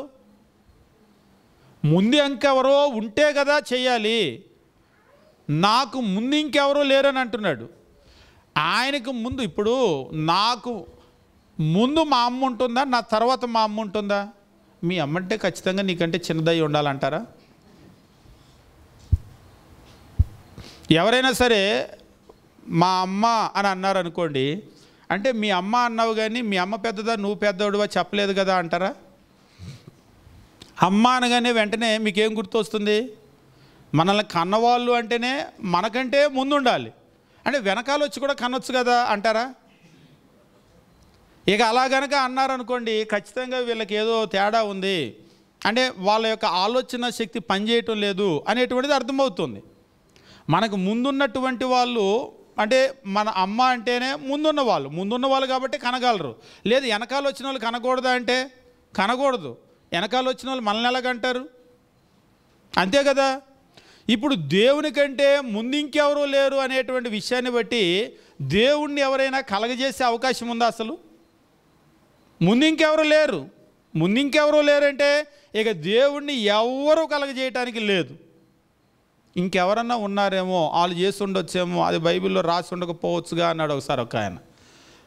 అంటే ఎవరో ఉండుంటారేమో, చేస్తుంటారేమో, మనకు అనవసరమైన విషయాలు అప్రస్తుతం అని దేవుడు రాసి ఉండడేమో, ఇప్పటికే సిలబస్ హెవీ అయింది కదా అని అన్నాడు. లేదు అలాంటి సందేహమే నువ్వు పెట్టుకోవాల్సిన అవసరం లేదు. ఎందుకంటే అసలు దేవుడికి ముందెవరూ లేరు. ఎవరన్నా కనుక ఉండుంటే నువ్వు అనుకున్నట్లుగా ఏమో ఇంకేదో ఉంటుందిలే, మనకు అనవసరమని ఇచ్చి ఉండకపోవచ్చు అనుకోవచ్చు. కానీ అసలు దేవునికి ముందు ఎవరూ లేరు. ఎవరూ లేనప్పుడు ఇంకెవరు చేస్తారు? ఎవరో ఒకరు ఉంటే కదా చేయగలిగేది. కాబట్టి దేవుడు ఇజ్రాయేలీలకు తన ఉనికిని గురించి నేర్పిస్తూ కొన్ని వేల సంవత్సరాల క్రితమే ఆయన తెలియజేశాడు. ఏమన్నాడంటే, నేను మొదటి వాడనో, నేనే కడపటి వాడనో, నేను తప్ప ఏ దేవుడు లేడు, అంటే నన్ను పుట్టించినోడు ఎవడు లేడు తెలుసుకోండి అని అన్నాడు. కానీ మీరు అనుకునేటువంటి దేవుళ్ళు దేవతలు అందరూ మీ చేతుల నుంచే పుట్టారు. కావాలంటే మీరు గమనించండి, ప్రపంచంలో ఉన్నటువంటి ప్రతి దేవుడు దేవత యొక్క ఆవిర్భావము మానవుల చేతుల్లో జరిగింది. మీరు ఏ పుణ్యక్షేత్రమైనా చూడండి, ఆ పుణ్యక్షేత్రాన్ని పుట్టించిన వాళ్ళు ఎవరు అంటే మనిషి చేతుల్లో నుంచి పుట్టినే. మీరు ప్రపంచంలో ఉన్నటువంటి ఒకవేళ కర్ర, రాయి, వెండి, బంగారము దేనితో చేసిన విగ్రహాన్నైనా చూడండి, దాని ఆవిర్భావం ఎక్కడి నుంచి జరిగిందంటే మానవుల హస్తాల్లో నుంచి జరిగింది. అంటే ఈ మనుషులే పుట్టకపోతే వాళ్ళు లేరు, వాళ్ళందరినీ పుట్టించింది ఎవరంటే మనుషులే. మరి నిన్ను కూడా ఎవడో పుట్టించి ఉండొచ్చు, కానీ నిజమైన దేవుని గురించి అనుకోవటానికి లేదు. ఎందుకంటే ఆ దేవునికి ముందు ఎవరు లేరు పుట్టించటానికి. అంటే ఆయన్ని పుట్టించినటువంటి వాళ్ళు ఎవరు లేరు. మరి పుట్టించిన వాళ్ళు ఎవరు లేరంటే ఎలా వస్తారు అన్నాడు. ఎలా వస్తాడంటే దానికి ఒక పదం మనం ఉపయోగిస్తాం, స్వయంభవుడు. అంటే తనంతట తానుగా ఉన్నటువంటి వాడు. ఇక దాని గురించి అంతకు మించినటువంటి విషయాలు చెప్పండి అంటారు కొద్దిమంది. స్వయంభవుడు అంటే అది ఎట్లా జరిగిందో కూడా చెప్పండి అంటే అప్పుడు చెప్పవచ్చు, అది బైబిల్లో లేదు. వాస్తవంగా అది మనం అక్కడికి వెళ్ళిన తర్వాత తెలుసుకోవాల్సిన చాలా విషయాలు ఉన్నాయి. మనము భూమిని దాటి పరలోకానికి వెళ్ళిన తర్వాత తెలుసుకోవాల్సిన చాలా విషయాలు ఉన్నాయి. ఉదాహరణకి ఇక్కడి నుంచి అమెరికా గురించి చదువుతున్నాం అనుకోండి, అమెరికాలో బస్సులు ఎలా ఉంటాయి అంటారు, రైళ్ళు ఎలా ఉంటాయి అంటారు, రోడ్లు ఎలా ఉంటాయి అంట అని మీరు చదువుతూ ఉన్నారు. పుస్తకాలని పెద్ద పెద్ద పుస్తకాలు 100,000 పేజీలు చదువుతున్నారు. అన్నీ చదివినా కానీ అక్కడికి వెళ్ళిన తర్వాత, అమెరికా వెళ్ళిన తర్వాత ఇంకా చాలా విషయాలు మీరు నేర్చుకుంటారు. ఎందుకు? ఉదాహరణకి అమెరికా రోడ్ల పక్కన ఎలా ఉంటాయో మీరు పుస్తకాల్లో ఒకవేళ చదువు ఉండకపోవచ్చు, మీ తల ఎలా తిప్పగానే రోడ్డు పక్కన ఏముంటుందో కనబడుతుంది. అంతే కదా, ప్రతి చిన్న విషయాన్ని వివరించడానికి కుదరదు కదా. కాబట్టి పరలోకాన్ని గురించి కూడా రాసినటువంటి విషయాలు చాలా స్వల్పం. అక్కడికి వెళ్ళిన తర్వాత మనం నేర్చుకునేటువంటి విషయాలు, నేర్చుకోవాల్సిన విషయాలు చాలా ఉన్నాయి. దేవుని గురించి కూడా నిజంగా మనం అక్కడికి వెళ్ళిన తర్వాత దేవుని గురించి చాలా విషయాలు నేర్చుకుంటాం. బైబిల్లో మనకు నేర్పినటువంటివి దేవుని గురించి కొద్ది విషయాలే, ఇంకా చాలా. ఒక్కోసారి మనమే అంటాం మనుషుల గురించి, నా గురించి నీకు అంతా తెలియదు అని అంటారు, అంతా తెలియదు అని అంటూ ఉంటారు. అంటే దాని అర్థం ఏంటి? నా గురించి ఇంకా తెలుసుకోవాల్సిన సిలబస్ చాలా ఉంది, నా గురించి అంతా తెలియదు అని అంటూ ఉంటారు. మనుషుల గురించే తెలుసుకోవటానికి అంత సిలబస్ ఉంటే దేవుని గురించి తెలుసుకోవటానికి ఎంత ఉంటుంది? అనంతుడైనటువంటి దేవుడు. నిజంగా ఆయన స్వభావాన్ని ఒక్కోసారి మీరు గమనించండి. జ్ఞానం కలిగినటువంటి వాళ్ళు, చాలా తెలివి కలిగినటువంటి వాళ్ళు మాట్లాడేటప్పుడు మనం దాన్ని పట్టుకోలేం. ఈ మాట ఇక్కడ ఎందుకు మాట్లాడుతున్నారు కానీ ప్రతి మాటకు ఒక అర్థం ఉంటుంది. ఏదో ఆవేశంలో నోరు జారేయటం కాదు. వాళ్ళు చేసేటువంటి ప్రతి చేష్టలకి, క్రియలకి ఒక అర్థం ఉంటుంది. ఎప్పుడు స్పందిస్తాలో అప్పుడు స్పందిస్తారు, ఎంతవరకు స్పందించాలో అంతవరకు స్పందిస్తూ ఉంటారు. మీరు ఎప్పుడైనా ప్రధానమంత్రి స్పీచ్ ఇచ్చేటప్పుడు వింటూ ఉంటారు కదా, ప్రధానమంత్రి లేకపోతే రాష్ట్రపతి, ప్రెసిడెంటు స్పీచ్ ఇచ్చేటప్పుడు వాళ్ళు మనకులాగా నోటుకొచ్చింది మాట్లాడరు, అంత స్క్రిప్టు. అంటే ఒక్క మాట ఎక్కువ కానీ ఒక్క మాట తక్కువ కానీ మాట్లాడరు, కరెక్ట్గా మాట్లాడాలి అంత ఉన్నతమైన స్థితిలో ఉన్నప్పుడు. అందుకనే రాసి కరెక్ట్గా దాన్నే మాట్లాడతారు. అప్పుడప్పుడు అనిపిస్తూ ఉంటుంది నిజంగా ఆ స్థాయిలో మీరు ఎప్పుడైనా సరే దేశాలకి సంబంధించినటువంటి ఉన్నతమైన వ్యక్తులు ఉంటారు. వాళ్ళు ఏం చేస్తూ ఉంటారంటే దేశాలు చర్చించుకునేటప్పుడు వాళ్ళు మాట్లాడతారు కదా, ఏదో మనకులాగా చిట్చాట్లాగా కూర్చొని ఎట్లున్నావు, బాగున్నావా, ఓకే మా దేశం తరపున అంత ఇచ్చేస్తాను అట్లేం ఉండదు. చాలా పగడ్బందీగా ఒక స్క్రిప్ట్ ఉంటుంది, దానికి ఒక ప్రణాళిక ఉంటుంది. ఇప్పుడు మొన్నటిదాకా అంటున్నారు అమెరికా వాళ్ళు మన మీద 50% ట్రంప్ అంటున్నాడు, మీరు కూడా 50% వేసేయండి అని కొంతమంది ఇస్తున్నారు కదా. కానీ ఏం మాట్లాడట్లేదు అస్సలు, దాని గురించి టారిఫ్ గురించి ఏమీ మాట్లాడటం లేదు. అంటే ఒకవేళ వాళ్ళు వేస్తే మనం వేసేయచ్చు అని చెప్పేసి అన్నా కానీ అది చాలా, ఇప్పుడు ఒక మాట నోట్లో నుంచి వచ్చింది అంటే దాని పర్యవసానాలు కూడా ఆలోచన చేసుకోవాల్సిన అవసరం ఉంటుంది. ఒకసారి మీరు చూడండి, వాళ్ళు ఎంత సంయమానం పాటిస్తూ ఉంటారు. ఎక్కడ స్పందించాలో అక్కడే, ఎప్పుడు స్పందించాలో అప్పుడే, ఎంతవరకు స్పందించాలో అంతవరకే. మరి వీళ్ళ జ్ఞానానికి వీళ్ళే ఇలా ఉంటే అనంతుడైనటువంటి దేవుడు ఎలా ఉండాలి? ఆయన ప్రతి మాటకు కూడా ఒక అర్థం ఉంటుంది. అయితే మనం దేవుని గురించి, అందుకనే జ్ఞానం కలిగినటువంటి వాళ్ళని గురించి మనం నేర్చుకోవాలి అంటే ముందు మనకంత జ్ఞానం ఉండాలి. కానీ మనకున్నటువంటి చిన్న జ్ఞానంతో పెద్ద పెద్ద విషయాలు నేర్చుకోవాలని మనం ఆలోచన చేస్తూ ఉంటాం. నిజంగా దేవుని గురించి మనిషి నేర్చుకోవాలంటే కూడా చాలా పెద్ద విషయం. దాన్ని నేర్చుకోవాలి అంటే మన జ్ఞానాన్ని పక్కన పెట్టి ఆ దైవ జ్ఞానాన్ని కనుక స్వీకరించినట్లయితే అప్పుడు దేవుడు అర్థం అవటం మనకు ప్రారంభిస్తాడు. ఒకసారి ఒక ఆయన అన్నాడు, క్రీస్తు ప్రభు నాకు ఎందుకు అర్థం కావట్లేదని. నీకు ఎందుకు అర్థం కావట్లేదంటే నువ్వు మానవ జ్ఞానంతో ఆయన నేర్చుకోవాలని ప్రయత్నం చేస్తున్నావు, అది ఎన్నటికీ కూడా సాధ్యం కాదు. ఈరోజు ఉన్న పలంగా మీ చేతిలో ఫోన్ ఇప్పేసి మీరు రిపేర్ చేయగలరా? దానిలో ఉన్నటువంటి పార్ట్లన్నీ పీస్ ఇప్పి పక్కన పెట్టి, అంటే ఇప్పి పక్కన పెట్టడం అంటే పగలగొట్టి పిల్లలు కూడా పెడతారు. దానిలో ప్రతి పార్ట్ ఏంటో చెప్పగలరా? ఏ పార్ట్ ఎందుకు పనిచేస్తుందో చెప్పగలరా? చెప్పలేరా? ప్రపంచంలో ఎవరు చెప్పలేరా? దాన్ని తయారు చేసిన కూడా కాదు, డిజైన్ చేసినటువంటి ఆ ఇంజనీర్ని తీసుకొని వచ్చారనుకోండి, అందులో పార్ట్ ఎందుకు డిజైన్ చేశారో చెప్తారు. ప్రతి చిన్నది కూడా ఎందుకో అక్కడ పెట్టాల్సి వచ్చిందో చెప్తారు. ఎందుకంటే దాన్ని డిజైన్ చేసింది ఆయనే కాబట్టి దేవుడు అనంతుడైనటువంటి దేవుడు. ఆయన గురించి మనం తెలుసుకోవాలి అంటే అంత జ్ఞానం ఉండాలి. ఉదాహరణకి ఇప్పుడు ఒక ఫోన్ ఉంది, అది ఆయన చేసినటువంటి ఫోను మరొక ఇంజనీర్ అనుకోండి, ఆయన కూడా వేరే ఫోన్లు ఏమో తయారు చేస్తున్నాడు, ఆయనకి దాదాపుగా అది అర్థమవుతుంది. ఎందుకంటే అలాంటి ఫోన్లు ఆయన కూడా చేస్తే. కాబట్టి ఆ స్థాయిలో ఉన్నటువంటి వాళ్ళకైతే ఆ స్థాయిలో ఉన్న వాళ్ళు అర్థమవుతారు. అందుకనే మీరు చూడండి, చైల్డ్ సైకాలజీ అని అంటూ ఉంటారు. పిల్లల సైకాలజీ పిల్లలకే తెలుస్తుంది, అంతే కదా. ముఖ్యంగా మనకు వృద్ధులైనటువంటి వాళ్ళు మాట్లాడేటప్పుడు ఆ జ్ఞానాన్ని అందుకోవాలి అంటే మనకు ఒక్కొక్కసారి చాదస్తంగా వితండవాదంగా ఉంటుంది. కానీ వాళ్ళు ఎందుకు అలా మాట్లాడతారనేటువంటి వృద్ధులకి తెలుసు. అంత అనుభవం వస్తే మనకి ఒకప్పటికి వచ్చింది, కానీ అప్పటికి ఒకవేళ మన వయసు అయిపోతుంది. ఇప్పుడు మనకి పెద్దవాళ్ళు మాట్లాడే మాటలు చాదస్తంలాగా ఉంటాయి. మీరు ఎప్పుడు కూడా చూడండి, వాళ్ళు పెద్దోళ్ళు అయిపోయారు కదండి, చాదస్తం వచ్చింది అంటారు. ఒకవేళ నిజంగా చాదస్తం వస్తే రావచ్చు, కానీ అన్ని మాటలు చాదస్తపు మాటలు కాదు. కొన్ని మాటలు ఏంటంటే మనకి చాదస్తంలాగా ఉంటాయి, కానీ అందులో చాలా జ్ఞానం ఉంటుంది. మరి మనకెందుకు అర్థం కాలేదంటే మనకు ఆ వయసు, ఆ అనుభవం రాలేదు కాబట్టి మనకు అది అర్థం కావటం లేదు. ఆ వయసు, ఆ అనుభవం వచ్చిన తర్వాత ఖచ్చితంగా అవి మనకు అర్థమవుతాయి. దేవుడు మనకెందుకు పూర్తిగా అర్థం కావట్లేదు అంటే దేవుని యొక్క సమానమైన స్థాయి స్థితి మనకు లేదు కాబట్టి ఆయన అర్థం కావట్లేదు. కాబట్టి ఆయన గురించినటువంటి విషయాలు మనం తెలుసుకోవాలి అంటే ఖచ్చితంగా ఈ భౌతికమైన జ్ఞానం కాకుండా మనము కూడా ఆత్మ సంబంధంగా ఎప్పుడైతే ఆలోచన చేయటం మొదలు పెడతామో అప్పుడు మనకు అర్థమవుతాడు. కాబట్టి దేవుడు తను గురించి తాను ఏమని తెలియజేశాడు ఇజ్రాయేలీలకి అని అంటే, తను గురించి తాను ఎవరు కూడా నాకు ముందెవరూ లేరు అని అన్నాడు. అంటే నన్ను సృజించిన వాళ్ళు ఎవరు కూడా లేరు, నేను స్వయంభవుడిని అని చెప్పకనే చెప్పాడు ఆ మాటలో.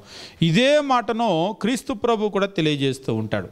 యోహాను సువార్త 8వ అధ్యాయం 58వ వచనము క్రీస్తు ప్రభు అక్కడ అబ్రహాము పుట్టక మునిపే నేను ఉన్నాను నేరుగా చెప్పాడు. ఇంకా నేను ఉన్నాను అంటే నేను యావేని, నేను ఉన్నవాడునో, నేను ఉన్నవాడిని అనేవాడు నన్ను ఎవడు కూడా చేయలేదు, నా అంతటా నేనుగా ఉన్నాను. అంటే తండ్రి ఏ పదాలైతే తండ్రి చెప్పాడో తన గురించి, ఏ పదాలైతే తన కొరకు ఉపయోగించాడో క్రీస్తు ప్రభు అదే తన గురించి కూడా ఉపయోగించాడు, లేదా క్రీస్తు ప్రభువుకు ఉపయోగించబడ్డాయి. మనం గమనించాం, తండ్రి దేవుడని బైబిల్లో చెప్పాడు, క్రీస్తు కూడా దేవుడని చెప్పాడు. కాబట్టి నువ్వు తండ్రిని అంగీకరిస్తే దేవునిగా క్రీస్తుని కూడా అంగీకరించాలి. అంతేకాదు తండ్రి ఎలాగా నిత్యుడని చెప్పబడ్డాడో క్రీస్తు కూడా అలాగే నిత్యుడని చెప్పబడ్డాడు. కాబట్టి నువ్వు తండ్రిని ఎలా నిత్యుడిగా తీసుకుంటావో క్రీస్తు ప్రభు కూడా ఆది అంతం లేనివాడు. డిసెంబర్ 25వ తారీఖు మరి గర్భంలో పుట్టినప్పుడు ఆయన ఆవిర్భావం ప్రారంభం కాలేదు, లోకానికి తెలియదు. అది లోకం పుట్టక మునిపే ఆయన ఉన్నాడు. ఇంకా చెప్పాలి అంటే ఆయన తనంతట తానుగా ఉన్నవాడు, తనకు ముందు ఎవరు కూడా లేరు. క్రీస్తుకు ముందు తండ్రి లేడు. కొంతమంది తండ్రి క్రీస్తుని చేశాడేమో అంటారు. దేవుడు అంటేనే స్వయంభవుడు, తనంతట తానుగా ఉన్నవాడు, తనకు ముందెవరు కూడా లేరు. కాబట్టి తండ్రి అయిన దేవుడు, కుమారుడైనటువంటి క్రీస్తు, పరిశుద్ధాత్మ దేవుడు, వీళ్ళ గురించి బైబిల్ మనకు నేర్పేది ఏంటంటే తండ్రి దేవుడై ఉన్నాడు, క్రీస్తు దేవుడై ఉన్నాడు, పరిశుద్ధాత్మ దేవుడై ఉన్నాడు. కాబట్టి వారిని ఎవరూ కలగజేయలేదు. ఒకరినొకరు కలగజేసుకున్నారా అన్నాడు ఒక ఆయన. అట్లా కలగజేసుకోలేదు. అలా గనక కలగజేసి తండ్రి గనక క్రీస్తుని పరిశుద్ధాత్మను గనక కలగజేస్తుంటే క్రీస్తు ప్రభు నేను ఆల్ఫా ఒమేగా అని చెప్పడానికి లేదు, నాకు ముందు ఎవరూ లేరని చెప్పడానికి లేదు. ఎందుకంటే ఆయనకు ముందు తండ్రి ఉంటాడు కదా. కాబట్టి తండ్రి ఎలాగైతే తనంతట తానుగా ఉన్నాడో స్వయంభవుడో క్రీస్తు ప్రభు కూడా తనంతట తానుగా ఉన్నాడు. క్రీస్తు అయితే నేరుగా చెప్పాడు, అబ్రహాము పుట్టక మునిపే నేను ఉన్నాను, నేను ఉన్నవాడను అనేటువంటి వాడు. కాబట్టి క్రీస్తు ప్రభు ఆయన ఉన్నవాడు అనేటువంటి వాడు. ఇక మనం గమనించినట్లయితే బైబిల్లో తండ్రికి ఏ గుణాలైతే ఉన్నాయో అదే గుణాలు క్రీస్తులో కూడా కనబడుతూ ఉంటాయి. ఇక వాటిని కనుక చదివితే కొన్ని వందల పాయింట్స్ ఉన్నాయి. వాటన్నింటినీ కూడా మనం విశ్లేషించుకుంటూ కనుక వెళ్ళినట్లయితే తండ్రికి కుమారుడికి క్రీస్తుకి ఏ విధమైన వ్యత్యాసం కనబడదు. దాన్ని బట్టి మనకేమర్థమవుతుందంటే తండ్రి దేనికైతే అర్హుడో దానికి ఖచ్చితంగా కుమారుడు అర్హుడు. తండ్రి ఆరాధనకు అర్హుడైతే పాత్రుడైతే దానికి 100కి 100 రూపాయలు. ఇంకా చెప్పాలంటే 0.0001% కూడా క్రీస్తు తక్కువ కాదు. దానికి మానవ ఆరాధనకి ఆయన పాత్రుడు. ఆయన పాత్రుడు అనేది నేరుగా చెప్పేశాడు. మనం ఫిలిప్పీలకు రాసిన పత్రిక ప్రారంభంలో చూసాం 2వ అధ్యాయం 9-10 వచనాలు. పరలోకమందు ఉన్న వారిలో కానీ, భూమి మీద ఉన్న వారిలో కానీ, భూమి క్రింద ఉన్న వారిలో కానీ ప్రతి వాని మోకాలు ఆయన నామమున వంగాలి. అంటే క్రీస్తును ప్రతి ఒక్కరూ ఆరాధించాలి. మనం ప్రకటన గ్రంథం 5వ అధ్యాయం 12-13 వచనాలు మనం చూసాం. వధింపబడినటువంటి గొర్రెపిల్ల ఆయన మహిమ, స్తుతి, ఘనత ఆయన పొందటానికి అర్హుడు అని చెప్పేసి అన్నాడు. అంటే తండ్రిని ఎట్లా అయితే ఆరాధించారో అదే విధమైన ఆరాధన, అదే విధమైనటువంటి ఘనత, అదే విధమైనటువంటి స్తుతి వారు క్రీస్తుకు గొర్రెపిల్లకు కూడా చెల్లించడం జరిగింది. కాబట్టి ఈరోజు నేను చెల్లించను అంటే అది నీ పొరపాటు అవుతుంది. రేపు తీర్పులో గనక నిలబడితే దాన్ని నువ్వు దిద్దుకోలేవు. ఉదాహరణకి ఒక విషయాన్ని చెప్పి ముగిస్తాను. ఇప్పుడు మనం ప్రభుత్వ అధికారులను వాళ్ళ అధికారాన్ని వ్యతిరేకిస్తే ఏమవుతుంది? రోడ్డు మీద వెళ్తున్నారు, పోలీసులాగా బండి ఆపమన్నారు. ఏం చేయాలి మీరు? నాకు లైసెన్స్ ఇచ్చారు, ఎవరు ఆపమన్నా ఆపను నేను అంటారా? నా దగ్గర లైసెన్స్ ఉంది, ఎవరు ఆపమన్నా నేను ఆపను అని అంటారా? ఇలా అనగానే ఏం చేయాలి? ఆపాలా? ఆపపోతే ఏమవుతుంది అన్నారు ఒకరు. ఏమవుతుంది? ఒకసారి ఇలాగనే వెళ్తుంటే ట్రాఫిక్ అక్కడ ఆపుతున్నారు, బండ్లన్నీ పక్క తీయమంటున్నారు. ఇలా అంటున్నా కానీ వెళ్ళిపోతూ ఉన్నాడు. వెళ్ళిపోతూ ఉంటే ఈలోపు పట్టుకున్నారు పరిగెత్తి. పట్టుకుంటే వాస్తవంగా ఆయన పెద్ద స్పీడ్లో లేడు, ఎందుకో ఆపలేదు. మరి ఆపపోతే పట్టుకున్నారు. పట్టుకొని ఏంటి ఆపమంటే వెళ్ళిపోతున్నావు అంటే, సార్ ఏదో ధ్యాసలో ఉన్నాను అని చెప్పేసి అంటూ ఉన్నాడు. ఇప్పుడే నేను ఫోన్ మాట్లాడానండి, పెట్టేశాను, దాని గురించి ఆలోచన చేస్తున్నాను, ఉద్దేశపూర్వకంగా కాదన్నాడు. బండి పక్కకి తీ అని చెప్పేసి బండి పక్క తీసుకొని వెళ్ళాడు. ఇప్పుడు నేను ఏదో ధ్యాసలో ఉన్నాను అంటే, ఒక్కోసారి మనం రోడ్డు మీద వెళ్ళేటప్పుడు అందరినీ గమనించం, ముందు వైపే మనం చూస్తూ ఉంటాం, ఒక్కొక్కసారి అందరినీ గమనించాం. వాళ్ళు ఏమో రోడ్డు పక్క నుండి ఇట్లా అంటారు, బండి మీదకి ఏం రారు కదా, అందరి బండి మీదకి మీరు అంత దూరంలో ఉన్నారు నేను గమనించలేదు అంటాడు ఆయన. అయితే ఇప్పుడు ఆయన చేసిన తప్పు అంటారా ఒప్పు అంటారా? అసలు మనం అక్కడ ఉండి చూడలేదు, విన్నాం, తప్పు అంటారా ఒప్పు అంటారా? అదేంటి పోలీసు అలాగా ఆపినప్పుడు ఆపాలి కదా అని అంటారు. ఎందుకు ఆపాలి? ప్రశ్న, ఎందుకు ఆపాలి? ఉదాహరణకి ఆయన పోలీస్ డిపార్ట్మెంట్లో లేడు, సస్పెండ్ అయిపోయాడు. అలవాటు ప్రకారం తెల్లారే పొద్దున్నే వచ్చేసి ఇలా అంటున్నాడు, మామూలు బట్టలు వేసుకొని. ఇప్పుడు ఆపుతారా? ఇప్పుడు ఆపం. అదేంటి నిన్న ఆపారుగా నాకు బండి అన్నాడు. నిన్న నువ్వు అధికారంలో ఉన్నావు కాబట్టి నిన్ను చూసి కాదు, ఆ డ్రెస్ అంటారు కదా ఒక్కోసారి, ఆ డ్రెస్సుకు ఉన్నటువంటి వాల్యూ. డ్రెస్ అంటే కూడా అధికారంలో ఉంటే ఆ అధికారానికి మనం లోబడతాం. అధికారం లేకపోతే అంటే అధికారానికి లోబడటం ఎంత ఇంపార్టెంటో మనకు తెలుసు. ఉదాహరణకి అధికారానికి కనుక లోబడలేదనుకోండి, ఏ ప్రభుత్వ ఉద్యోగి అయినా సరే వాళ్ళు ప్రభుత్వం అధికారం ఇచ్చినప్పుడు దానికి లోబడాలి. అది లోబడకపోతే చాలా పెద్ద నేరం అవుతుంది. అవునా కదా? అసలు మనం ఏం చేయాల్సిన, తప్పు చేయాల్సిన పని కూడా లేదు, అధికారానికి లోబడకపోవటమే ఒక తప్పు. ఇప్పుడు క్రీస్తు ప్రభు సర్వాధికారి అయితే నేను లోబడను అంటే అంతకంటే పెద్ద తప్పు లేదు. అంటే నాకు తెలియలేదు కదా అంటాడు. నీకు ఆయన పోలీస్ అని తెలియక ఒకవేళ ఆయనకు లోబడకపోయినా అది కేసే, అంతే కదా? కాబట్టి ఒక్కొక్కసారి ఏంటంటే సివిల్ డ్రెస్సుల్లో వస్తూ ఉంటారు. సివిల్ డ్రెస్సులో వచ్చినా కానీ నేను పోలీస్ అని ఐడి కార్డు చూపించాడు అనుకోండి, లేదు నువ్వు డ్రెస్ వేసుకొని వస్తేనే లోబడతా పో అంటే కుదరదు. కాబట్టి ఆ అధికారం అనేటువంటి నువ్వు గుర్తించాలి. క్రీస్తు ప్రభు యొక్క అధికారం కూడా నాకు తెలియలేదయ్యా, అందుకనే నేను లోబడలేదు అని పైకి వెళ్ళాక చెప్పుకుంటానంటే కుదరదు. ఆ అధికారాన్ని నువ్వు నేర్చుకోవాలి. నేర్చుకొని ఆయనకి లోబడవలసినటువంటి బాధ్యత మన మీద ఉంది. ఒకవేళ క్రీస్తుకు లోబడకపోతే ఏమిటి అని అంటే దాని పర్యవసానాలు చాలా తీవ్రంగా ఉంటాయి. ఎంత తీవ్రంగా అంటే మన నిత్యత్వాన్ని మనం కోల్పోవలసినటువంటి పరిస్థితి ఉంటుంది. అంటే క్రీస్తుకు లోబడినటువంటి వాళ్ళు నరకానికి వెళ్తారా అన్నాడు ఒక ఆయన. 100కి 100 పాలు, మొమ్మాటికి 100కి 100 పాలు. కుమారుణ్ణి ముద్దు పెట్టుకుని లేని ఎడల ఆయన కోపము రగులు కొనును అని చెప్పేసి అంటాడు. కాబట్టి క్రీస్తుకు గనక లోబడకపోతే మన నిత్యత్వాన్నే మనం కోల్పోవలసినటువంటి ప్రమాదం ఉంటుంది. అందుకని అపవాది ఏం చేస్తున్నాడంటే మనం ఎట్లా నాశనం అయిపోతామో ఆయనకు తెలుసు. ఎవరిని తృణీకరిస్తే మన నిత్యత్వాన్ని కోల్పోతామో ఆయనకు తెలుసు. అందుకనే ఎవరిని తృణీకరించకూడదో ఆయన్ని తృణీకరించేటట్లుగా చేసి మన నిత్యత్వాన్ని మనమే కోల్పోయేటట్లుగా చేస్తూ ఉన్నాడు. కాబట్టి ఈ విషయంలో జాగ్రత్తగా ఉందాం. దేవుడు మనల్ని, మన కుటుంబాలను దీవించునుగాక.